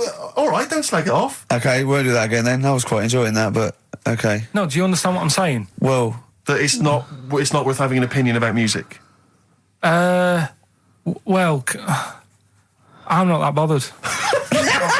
I'm just saying. imagine if he was on the panel of Fame Academy or Pop Idol. Yeah. That'd be great. He'd go along, and Nicky Chapman go, yeah, you've really improved. I really like that. I don't know what you're wearing. Dr. Fox, you were hot, baby. I loved it. Like your legs, like all your boobs and all that. Brilliant. Come to Carl. Not bothered. All right. Yeah. Brilliant. No, we'll keep it up. Play a record. Yeah. Oh, come on. This is my favourite. Can I change? Well, this is my favourite out of all four of them. Lynyrd Skynyrd. Yeah? Yeah. Yeah. Slam dunk this puppy. Jet. And roll over DJ on XFM 104.9. All right? Carl, just an email, a question for you. Can you please let me know which school Carl went to? What school did you go to? Cessav. What? Cessav. Cessav? Yeah. What does that mean? It was on Cecil Avenue. Cecil Avenue in Manchester. Yeah. It's just he says, I'd like to know so that I don't send my kids to the same place. He also says, P.S., does Carl look like Gollum in Lord of the Rings? Yes. He does, doesn't he? Yeah, that's very good. Yeah, in fact, I was just putting a little bald wig on you, wasn't I? Like he needs one. Yeah. So, if It's you just want some to of the fun and games we have when the songs are on. Yeah, did it hurt? Just a little bit. The bit that worried me is when you said, let me just staple it. Yeah, well, I was trying to get it under your chin because it looked funnier. And he was scared. Oh. Can I just give you a little fact here? Someone's emailed in for you, Carl. They've sent an interesting fact for you. I think you're going to be interested in this. Don't read it on the email. Let me read it for you. I think you'll be excited. An interesting fact from Carl. That's from Toby. He says, Attila the Hun punished some fella who annoyed him by cutting off his arms and legs. You'll love this. And stitching his arms back where his legs should be. And vice versa. Look at his face. Look at the little smile that's just cracked on his lips. That is the kind of fact you've been waiting for all day, isn't it? So go on, again, so... Attila the Hun, right? Some guy didn't like. He cut off his arms and his legs, and he stitched his legs on where his arms should be, and his arms where his legs should be. Look at him looking at his body, trying to picture it. Yeah. I'll let it sink in for a little while, then I'll ruin it for him. Carl, what are you thinking? I'm just picturing it. Right, he would have died. It would have been tokenistic. There's no way that person could have lived through it. So, it was just for to the Huns' fun, he probably put him on a stick outside his gate or something. There's no way in those days that he could have gone through complete limb amputation and... So would he have wore a jumper for pants? Who's the winner of the competition? From Walthamstow, it's Joe Ogden. Well done, Joe. You got the correct answer, which was what? The fellow with two heads at number 50. Number 50. Is that it? Are we off? Yeah, that's it. Yeah, all right. Cheers. More of the same drivel next week. Bye. Bye. Placebo, special needs on XFM 104.9. Email in where Lanzarote is. I don't know if it's Italy or Spain or Europe or maybe Africa. You know, these are the sort of things, these are the reasons I come into it, to at least learn something, innit, Carl? We've stopped educating Ricky, so I've stopped learning, you know, about things like the woman who ate mud all her life. We've had a lot of emails, Carl. I don't want to sort of put a dampener on your Christmas, but a lot of people have been slagging off Lanzarote. One of them just said, well, one of them, I don't know if I can find it. It is Canaria, isn't it? It is one of the Canaries, isn't it? It's a volcanic island covered in volcanic dust. It's very windy, so you have to dig a hole to sit in on the beach, and there's hardly anything to do. That's from Mike Godham, and he says, unless you like quad biking, well, you know, you've seen what happened to... no, don't go quad biking. Not with your little head. There's no protection at all, is there? I don't know what you're thinking. I don't know. At least Rick Mann and Ozzy had lots of hair. Yours would be like Humpty Dumpty. It would crack like a little egg. And then we'd seen, there's no kings or king's horses. So, well, they couldn't do the job anyway. No, we shouldn't really send them. They're not really qualified. Horses not equipped to put back a medical man like Neil Fox in. Yes. To mend but not eggs. Some kind of military horse. I bet he's had egg on his face a few times, hasn't he? What, Foxy? Yeah. Well, most of the series are Pop Idol. Right, Carl. Lanzarote, good or bad? Well, you got to give it a go, haven't you? Yeah, well done. Give everywhere a go. Exactly. That's what I was saying. You know, don't just take the word for it. I mean, if it had said Nananova, Lanzarote shit, he'd have believed it. Sure. You know, if he'd have overheard it in a pub, Yeah. Lanzarote a crap, he'd have believed it.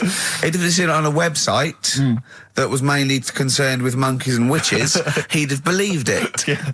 As it is. Everybody raves about New York, and when I went there, I thought it was rubbish. Well, you're an idiot then, because that is possibly the greatest city in the world, along with London. Subjective, though. That's why they have holiday programmes and that, innit? So you see it and you decide for yourself and that. Yeah, but you saw Venice on a holiday programme, as you put it. You went there and you went, it was rubbish, full of black bin liners. Well, it is. Right. Didn't they show them? It stunk. Didn't Judith Chalmers say that? Oh, it stinks here and there's loads of rubbish everywhere. No, she didn't. Did she mention that? Oh, that's what I mean. So it depends what you want from holiday, doesn't it? Well, yeah. But So... you're an idiot if you don't like New York, so next. Anyway, come on, break up, guys. Kiss and make up. Yeah. Carl, we've had an email. Some old Rockbusters. Someone's emailed in. They wonder if you can get some of your old Rockbusters clues, your old genuine Rockbusters clues. I know Rockbusters has come back. Well, of course he can. It's the way his brain works. Well, indeed. But I think you'll... maybe you can also enjoy the challenge, Rick. Yeah. And you at home. I remember them as well, because I remember how angry they made me. Here's some old Rockbusters. That army's got some nice trenches. DW. That army's got some nice trenches. DW. No. Dandy Warhols. That one works. It's not bad, is it? That's why I didn't get that one, because it worked. Yeah. Yeah. Okay. She's only got one sticker left. It was actually he's only got one sticker left. Oh, okay. He's only got one sticker left. The band His Last Sticker. Exactly. With Justine Fishman, His Last Sticker. They were brilliant, weren't they? What happened to His Last Sticker? Are they still going? He'll strap some chocolate to your feet. That's A. A band or artist. A. He'll strap some chocolate to your feet. Go on. Aerosmith. I don't know really what that means, but... And finally, you'll have to... Aero Cobbler. Well, yeah. The well-known Aero Cobbler. And you'll have to stick her in the oven. AB. You'll have to stick her in the oven. See, he thinks blacksmith means, like, just shoes. Like, it's not the smith. It's the smith part.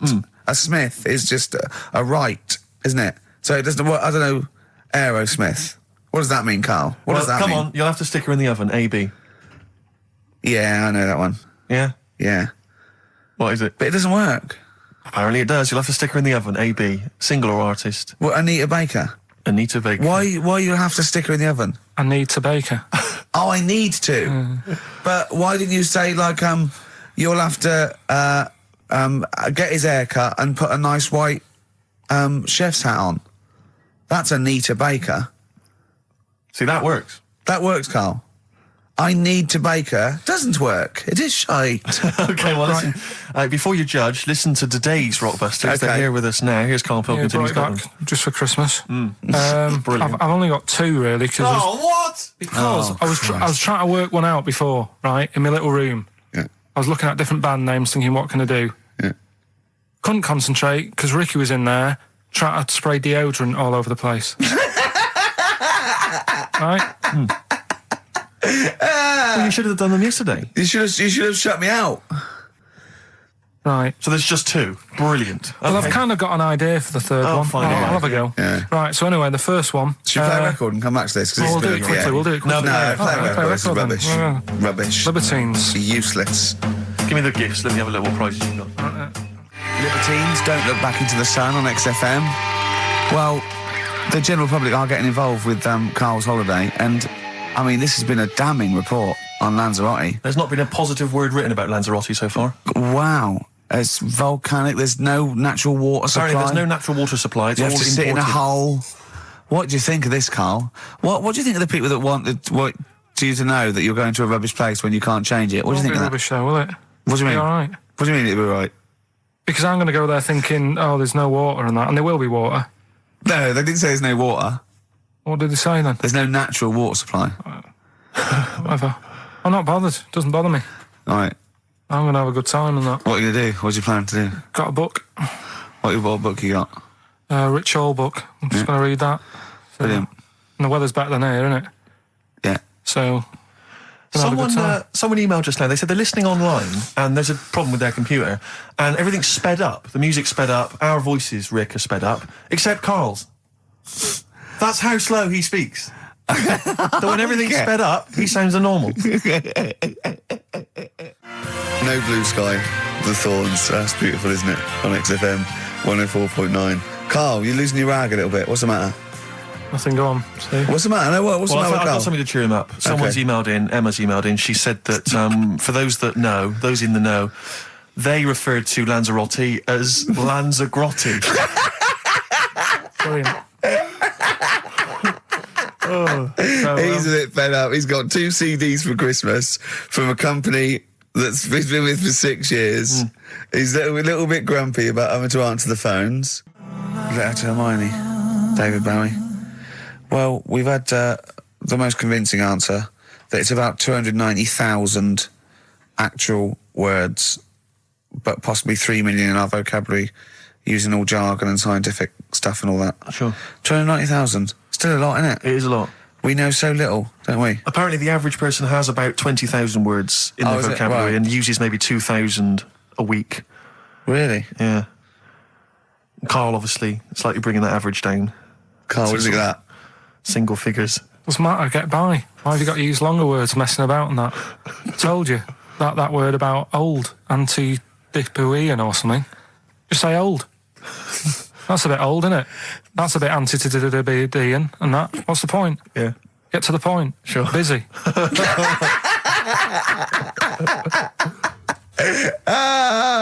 Right, okay. Are you in a film this week, Carl? We're doing that now. Yeah, go on. Get it over with. Hang on a minute then. Get it over with. Let's get this show over with. We can go home. You can go off to Lanzarote and sit on some ash. Some charcoal. He's not happy about that. That's annoyed him. The listeners have all ganged up on him. Yeah. XFM giving him 2 CDs. We've had more calls for his resignation this week than ever before. What do you think of that, Carl? What do you mean? There's another reason. Do you know what I mean, though? Because he's grumpy. He's not just giving it. He goes, well, I can't help it, can I? I don't want it. You're being paid well to do a job. People have tuned in to be entertained, to have good songs. Me and Steve are working I'm pressing here. the buttons. I'm paid to press the buttons. That's what I'm doing. Has every CD started on time? Then Yeah. why would they give you Monday off if you just paid to press the buttons? Don't get every other Monday off, do I? So have you stopped doing that now, have you? Well, yeah. Why? Because there's work to do and that. I'm not moaning about it. Let's get on with it. Blur on XFM 104.9. I forget the name of that track, but it's good. Good song. Thanks very much. Oh, good song. Yeah. Oh, right. I just thought you were giving complimenting his him. opinion. Right, Yeah. go on. The what? Are we still on the air? Yeah. What are we doing? Merry Christmas. We got someone on the line. Oh, right. He's here. Who's that? Ricky. Yeah, go on. It's Jonathan. How are you? Good. It's only TV's Jonathan Ross. Ross, turn your radio down, you idiot. I'm here. I like to. I haven't got the radio on. What are you talking about? We can hear the feedback. Well, I haven't got it. It's not my fault. It's your incompetent radio station. And also, didn't you hear we said don't call him? We don't want to speak to the listeners. I'm not a listener. I'm a visitor to your shores. I'm special. You know that full well. I know you're special. Right. Yeah, exactly. What have you got a name for the band? Yeah, you ready? Yeah. Blump. B-L-U-M-P. I tell you for what, you can't have a normal word. If it's the monolith band of all time, if it's the big, you can't have a regular word. It doesn't make sense. How can you have a regular word? All these ideas you've come up with are rubbish. You need a word which only stands for that one thing. No one's heard it before. No one will use it again. Blump. I can't help but feel that that's a more appropriate name for maybe one of Ricky's bands. Yeah. I love seeing that picture of him in that band. You see it everywhere these days. He was like a girl. He was like a little girl in a suit. It's like a little dyke at a wedding. What was that? That's got to be the kettle calling the pot black, surely. Yeah, I've always got nothing but 100% heterosexual. We're not sure about. There's not anything wrong with it. I know that, but look at you. I actually had to get that in. There's not anything wrong with it. I'm Jonathan Ross. Oh dear. I was thinking the other day, right? Oh, yeah? The Comedy Awards. Yes, sir. You didn't half say some awful things about poor celebrities, poor has-been celebrities with coke addictions and fat lips and faces that where surgery's gone wrong and everything. And when they're on the show, they're going, "Oh, you look lovely." Yeah, I'm nice so good. Well, I'm nice to them to their face, but obviously when I'm not with them, I like to let my true feelings be known. What's wrong with that? That's how everyone I'll tell you what, you can get anything off your chest you want on this show. Any celebrities you want to talk about? There's no one listening. Yeah, it's just between me and you. A lot of people listen. They listen to my show, and after they've had a few hours of good laughs, they like something bland to just cool them down afterwards. So they flip over. We know this happens. Did you mention my DVD on your radio show? You know what? I forgot to. I forgot to mention it. Christ! I meant to mention by the office, but I forgot to mention it. And then I thought afterwards, it's not like he needs the cash, is it? It's not like he needs it. It's not like it is, but he's probably earned more money in a short space. You're like a lottery winner, and you've got about as much taste. You're like one of those burglars who's won the lottery. I am. I'm dressed like an Albanian window cleaner at the moment. Burglar from Reading who won the lottery, and now he's fritting it away on what? I do feel sorry for my neighbours. I've moved into a really nice place. I feel like it's the hillbillies. No, it's nice you've moved in though, because it's nice. It's given them something to sort of talk about behind your back. You've united the whole block. Right, go and play with some Japanese wind-up toys now. I'm going home to play Mario Double Dash with my son. It's going to be a good afternoon. I phoned you once after I finished my show. It's about 5 minutes past 3. Yeah. And I don't mind if I said, how you doing? You went, it's brilliant. You said, this is what you said. You went, everyone's out. Jane's taking the kids out. I've already masturbated twice, and I'm playing with a new Japanese toy. I'm masturbating now.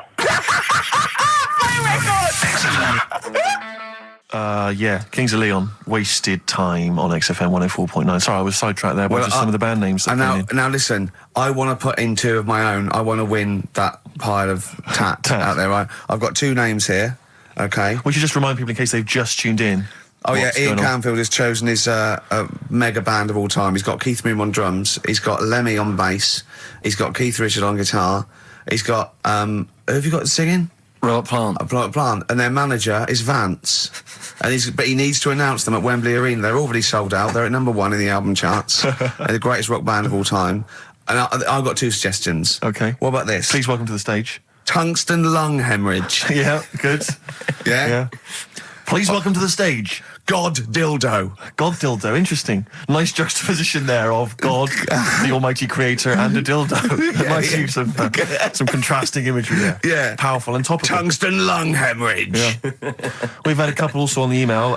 People didn't really include their names, but who cares? Please welcome to the stage, Balls of Steel. Balls of Steel, yeah. And we've had like Brain Hammer. Yeah. Brain Hammer's good. I Lots like of Brain Hammer. brain-related stuff. Quite liking the idea of tumour fish. Tuna fish, I like. Tuna fish is very good. I like tuna fish. I just wonder if there's one more contender. I don't know who this was, Ian, that phoned in with it, but possibly it's topical. Deathly Hem. Yeah. Deathly Hem. It's brilliant. Oh, it's Deathly Hem. Please welcome to the stage, Deathly Hem. It's Deathly Hem. Who's that? We've got to give it to I don't know who that was. Oh, but, well, if you came up with Deathly Hem, email again. Deathly Hem. It's the greatest name for the greatest rock band of all time. Will you please welcome to the stage, Deathly Hem. Turing Breaks, Mind Over Money, XFM 104.9. I'm Ricky Gervais, Stephen Merchant, little Karl Pilkington. Yeah. A couple of emails. Different people have visited various tourist attractions. Oh, yeah. Let me see who's this from. Not quite sure. But thanks very much indeed for it. So there's a link here. It's apparently in Devon. Barometer World. Brilliant. It's the world of barometers. It was established in 1979. And By one bloke who had a lot and thought, I can charge a quid for this, definitely. Here's the... Out of his own house, probably. Converted back scuttle. Exactly. Yeah, that's not a euphemism for a sexual act.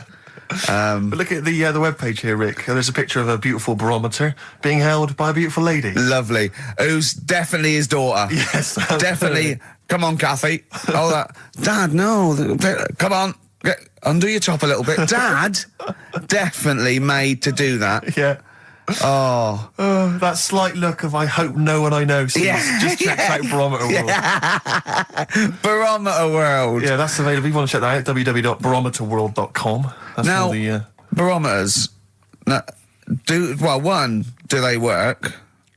They're to do with checking, is it the air pressure? Well, everything. But I think that's what it's based on, isn't it? Sort of low and high pressure, so it's going to rain, it's not going to rain. Yeah.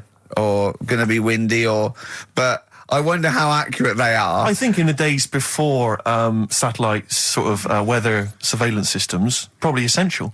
Yeah. Nowadays... As essential as hanging some seaweed out by the back door? Probably. I think it's probably similar. I think it's the same one as holding a needle and thread over a pregnant woman. If it goes clockwise, it'd be a boy. Yeah. Yeah. The thing about a barometer is how far into the future can it predict? Exactly. How do you know? If it's a case of you may as well stick your head out the window to see if it's raining. Exactly. This barometer goes, oh, it's going to be windy and rainy. When? The barometer goes, soonish. Yeah. So I can't say, but it will, well, within the 7 days. I don't want to be specific because you'll have me. Yeah, you'll yeah. I don't. But I mean, I'm just a barometer. I'm not really a weather person. Analyse the information. Yeah, brilliant. What's in there? What's happening in there? What chemicals are being affected? How does it work? I don't know. I assume it's probably something. Wait a minute, let me email Barometer World. What could it be? It could be quite interesting. It could be mercury that's based on a sort of temperature. It goes up with. Oh no, it's not temperature, is it, barometer? It's pressure. So it's probably just very fine. It's like a fine, very, very fine needle, isn't it? This is almost as embarrassing as last time we were on. We couldn't figure out what the name of the leader of China was. Was it the King of China? The Prince of China? Oh, this is when we were trying to imagine what it'd be like if all the Chinese people at once jumped up and down and made a big tidal wave. Tidal wave. But if you do know what the name of the leader of China is, we don't mean the name of the particular person in charge, but if it's a king of China, the emperor of China, the chancellor of China, the prime minister of China, didn't it? No, that was Japan. Yeah, this is it. I don't know what's the big guy in charge. Is he still the chairman? I know Chairman Mao was important. I think he was just the chairman. I think he just governed all the big meetings. Yeah, I don't know. He just kept the minutes. Head Chinaman? Head Chinaman. The major Chinaman. The top Chinaman. Number one Chinaman. Do you know what? We're going to be honest here. We know so little about China. It's true. We know so little about China. Yeah. It's embarrassing. But if you've got any interesting facts about China, then email in ricky.gervais@xfm.co.uk. Also, I imagine the email address to use if you're going to take part in this week's Rockbusters. I did read an interesting fact. I'm researching. I'm doing a show called Politics, and I was researching. And there's a thing about sweatshops. Yeah, no, sweatshops. Like Nike. There's these facts, right? And these people get a few cents an hour, and the CEO, I forget his name, for a Chinese woman to earn his 5.2 billion, she'd have to work 8 hours a day, 7 days a week for 10,000 years. But Steve, they don't. They don't. They don't. They obviously don't want to. Exactly. They don't want to. They don't want to. Lazy, Rick. Blur, Out of Time on XFM. Well, we're not out of time. We've still got an hour left, boys. Hey! Luckily. Brilliant. A lot of emails, obviously, about the Chinese. People as fascinated as we are. I don't want to discuss it, interminably, Rick, because there's so much to say, and we've said most of it in the past. Yeah. Get a couple of emails. In fact, I think, Carl, you told us this information. Remind me of it again. If all the Chinese people in the world were... We're in a line on that, because there's loads of them, you'd never get to the end of it. Right. No, it's not that. It's no. If all the Chinese people formed a line and started walking out of China, you'd never get to the end of it. That's what I just said. No, it's because though. They'd be having babies. You know what I mean? Still, it'd be adding to it all the time, wouldn't you? But would they be walking and shagging and having babies as they're walking out? Yeah, that is. I'd love to see someone organise that. Maybe the Record Breakers team. I tell you what, I'd love to see Ross McWhirter or Norris, who is it? Who's the one that's alive? I forget Norris, I think. Norris, right? I'd love to see him to coordinate that. Yeah. 1.2 billion little Chinese fellas. Boy, girl, boy, girl, boy, girl. Yeah. And where are they walking out of China? Which exit are they taking? They're taking the... Through Tibet? Or? I think it's the Gate 9 Slip Road, the M43, right. to St. Petersburg, right? And they go, and walking and shagging. Yeah, exactly. Yeah. Because some presumably are dying as they're leaving. No, but they live to 120. That's true. So they claim. So, well, we know Carl's theory on that. Do you want to just tell new listeners your theory about when all these Chinese people get the records for oldest people in the world? Come on, what's your theory, Carl? Leave it. Carl, just that they're probably lying. Why? That's all. Because a lot of them don't age that well. Some of them do. A lot of them don't, and they always look older than they are. I read the other day, right? Do you know the one who was the oldest woman in the world, right? Chinese woman, right? The way she did it, it was... She didn't die. That was her secret. Yeah. What she did, she got up every day and didn't die. No, she was like awake and that, and then she'd have 2 days just sleeping. Right. So she wasn't really that old. What do you mean? Well, she'd only sort of lived half of her life in a way. Well, we so all live 2/3 of our life, don't we? No, but she was like awake and that, and then she'd go, I'll go to bed, and then that'd be it for 2 days. Carl, you're a second-time buyer, aren't you? Yeah. Bought one in Manchester. Lost $7,000 on that one. Well, don't buy in Manchester. No, it's a good flat. It's just it wasn't. I didn't buy it to sort of make money. I thought I was going to be living there like all my life, and then a job came up here, and it was like, oh. You bought your first flat in Manchester. You assumed you would be living there for the rest of your life. Well, I wasn't in a rush. Play record, you're an idiot. Hang on a minute. So have you got a property portfolio? Have you got the 2 houses now? No, I've got rid of that one. Oh, you sold that one? Got this flat. £7,000 loss. Got this flat. I'll tell you something that is interesting. Hold on, though. What? £7,000 lost. Yeah. It's a flat in Manchester, but it could only cost about £8,000 anyway. Right, Steve, something they do now, right, they've got to do by law when you're buying, right? I was looking at one in London, right? It's haunted. They've got to tell you now. Right, don't talk shit. I'm telling you Play now. a record. I'm telling you now.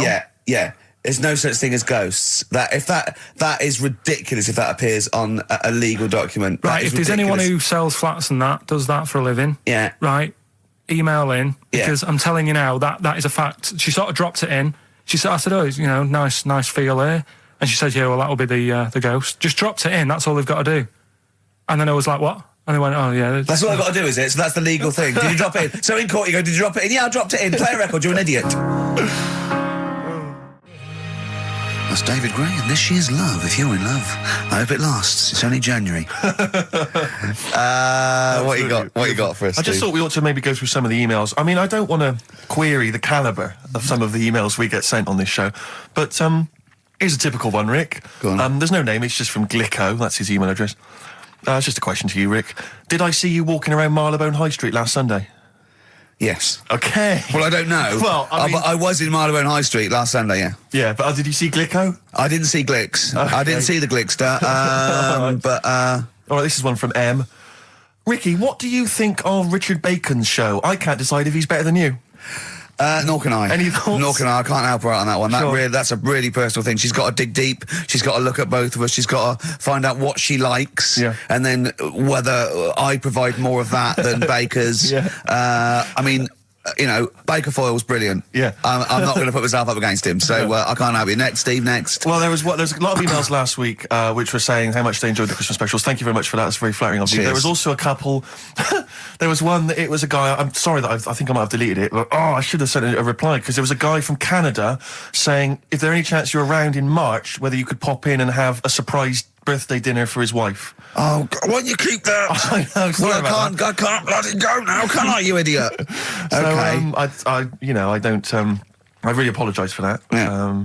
There's also, this is interesting, this is more for Karl, really. It seems unlikely. Is it from a doctor saying you're an idiot? We've got plenty of those. I tend to delete them. Okay, all right, yeah. yeah. Look at his face. No, it just says, don't like to complain, but I won the film competition about 5 or 6 weeks ago, and I haven't received my prizes. Oh dear, that's all Karl has to do Well, that's on what I the was show. thinking. We provide the chat, the records, the light entertainment. I mean, the glamour. Strokes of comedy genius. All Karl has to do is send out the prizes and say there was a monkey that was a bank robber at 5 to 3. Yeah.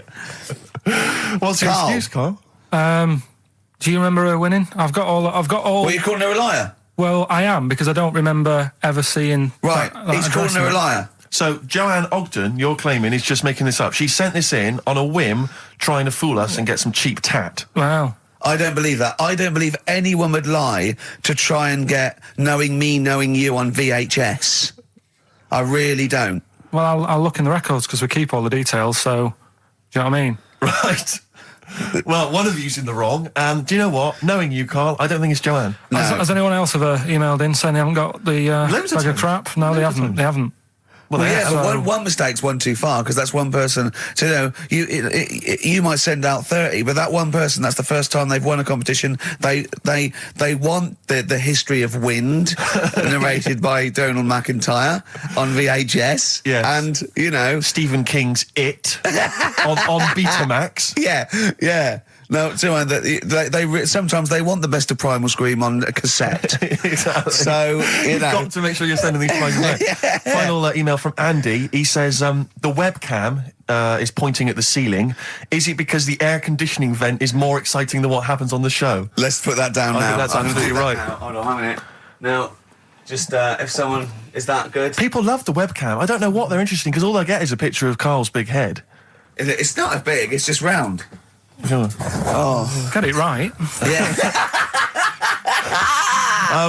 Karl, I'd like you to play the next tune. I got sent a little cheeky primer for The Cure's Join the Dots. It's B-sides and rarities, lots of stuff from them, from all over the ages. And it's amazing how good their B-sides are. Here's one of them playing. Yeah.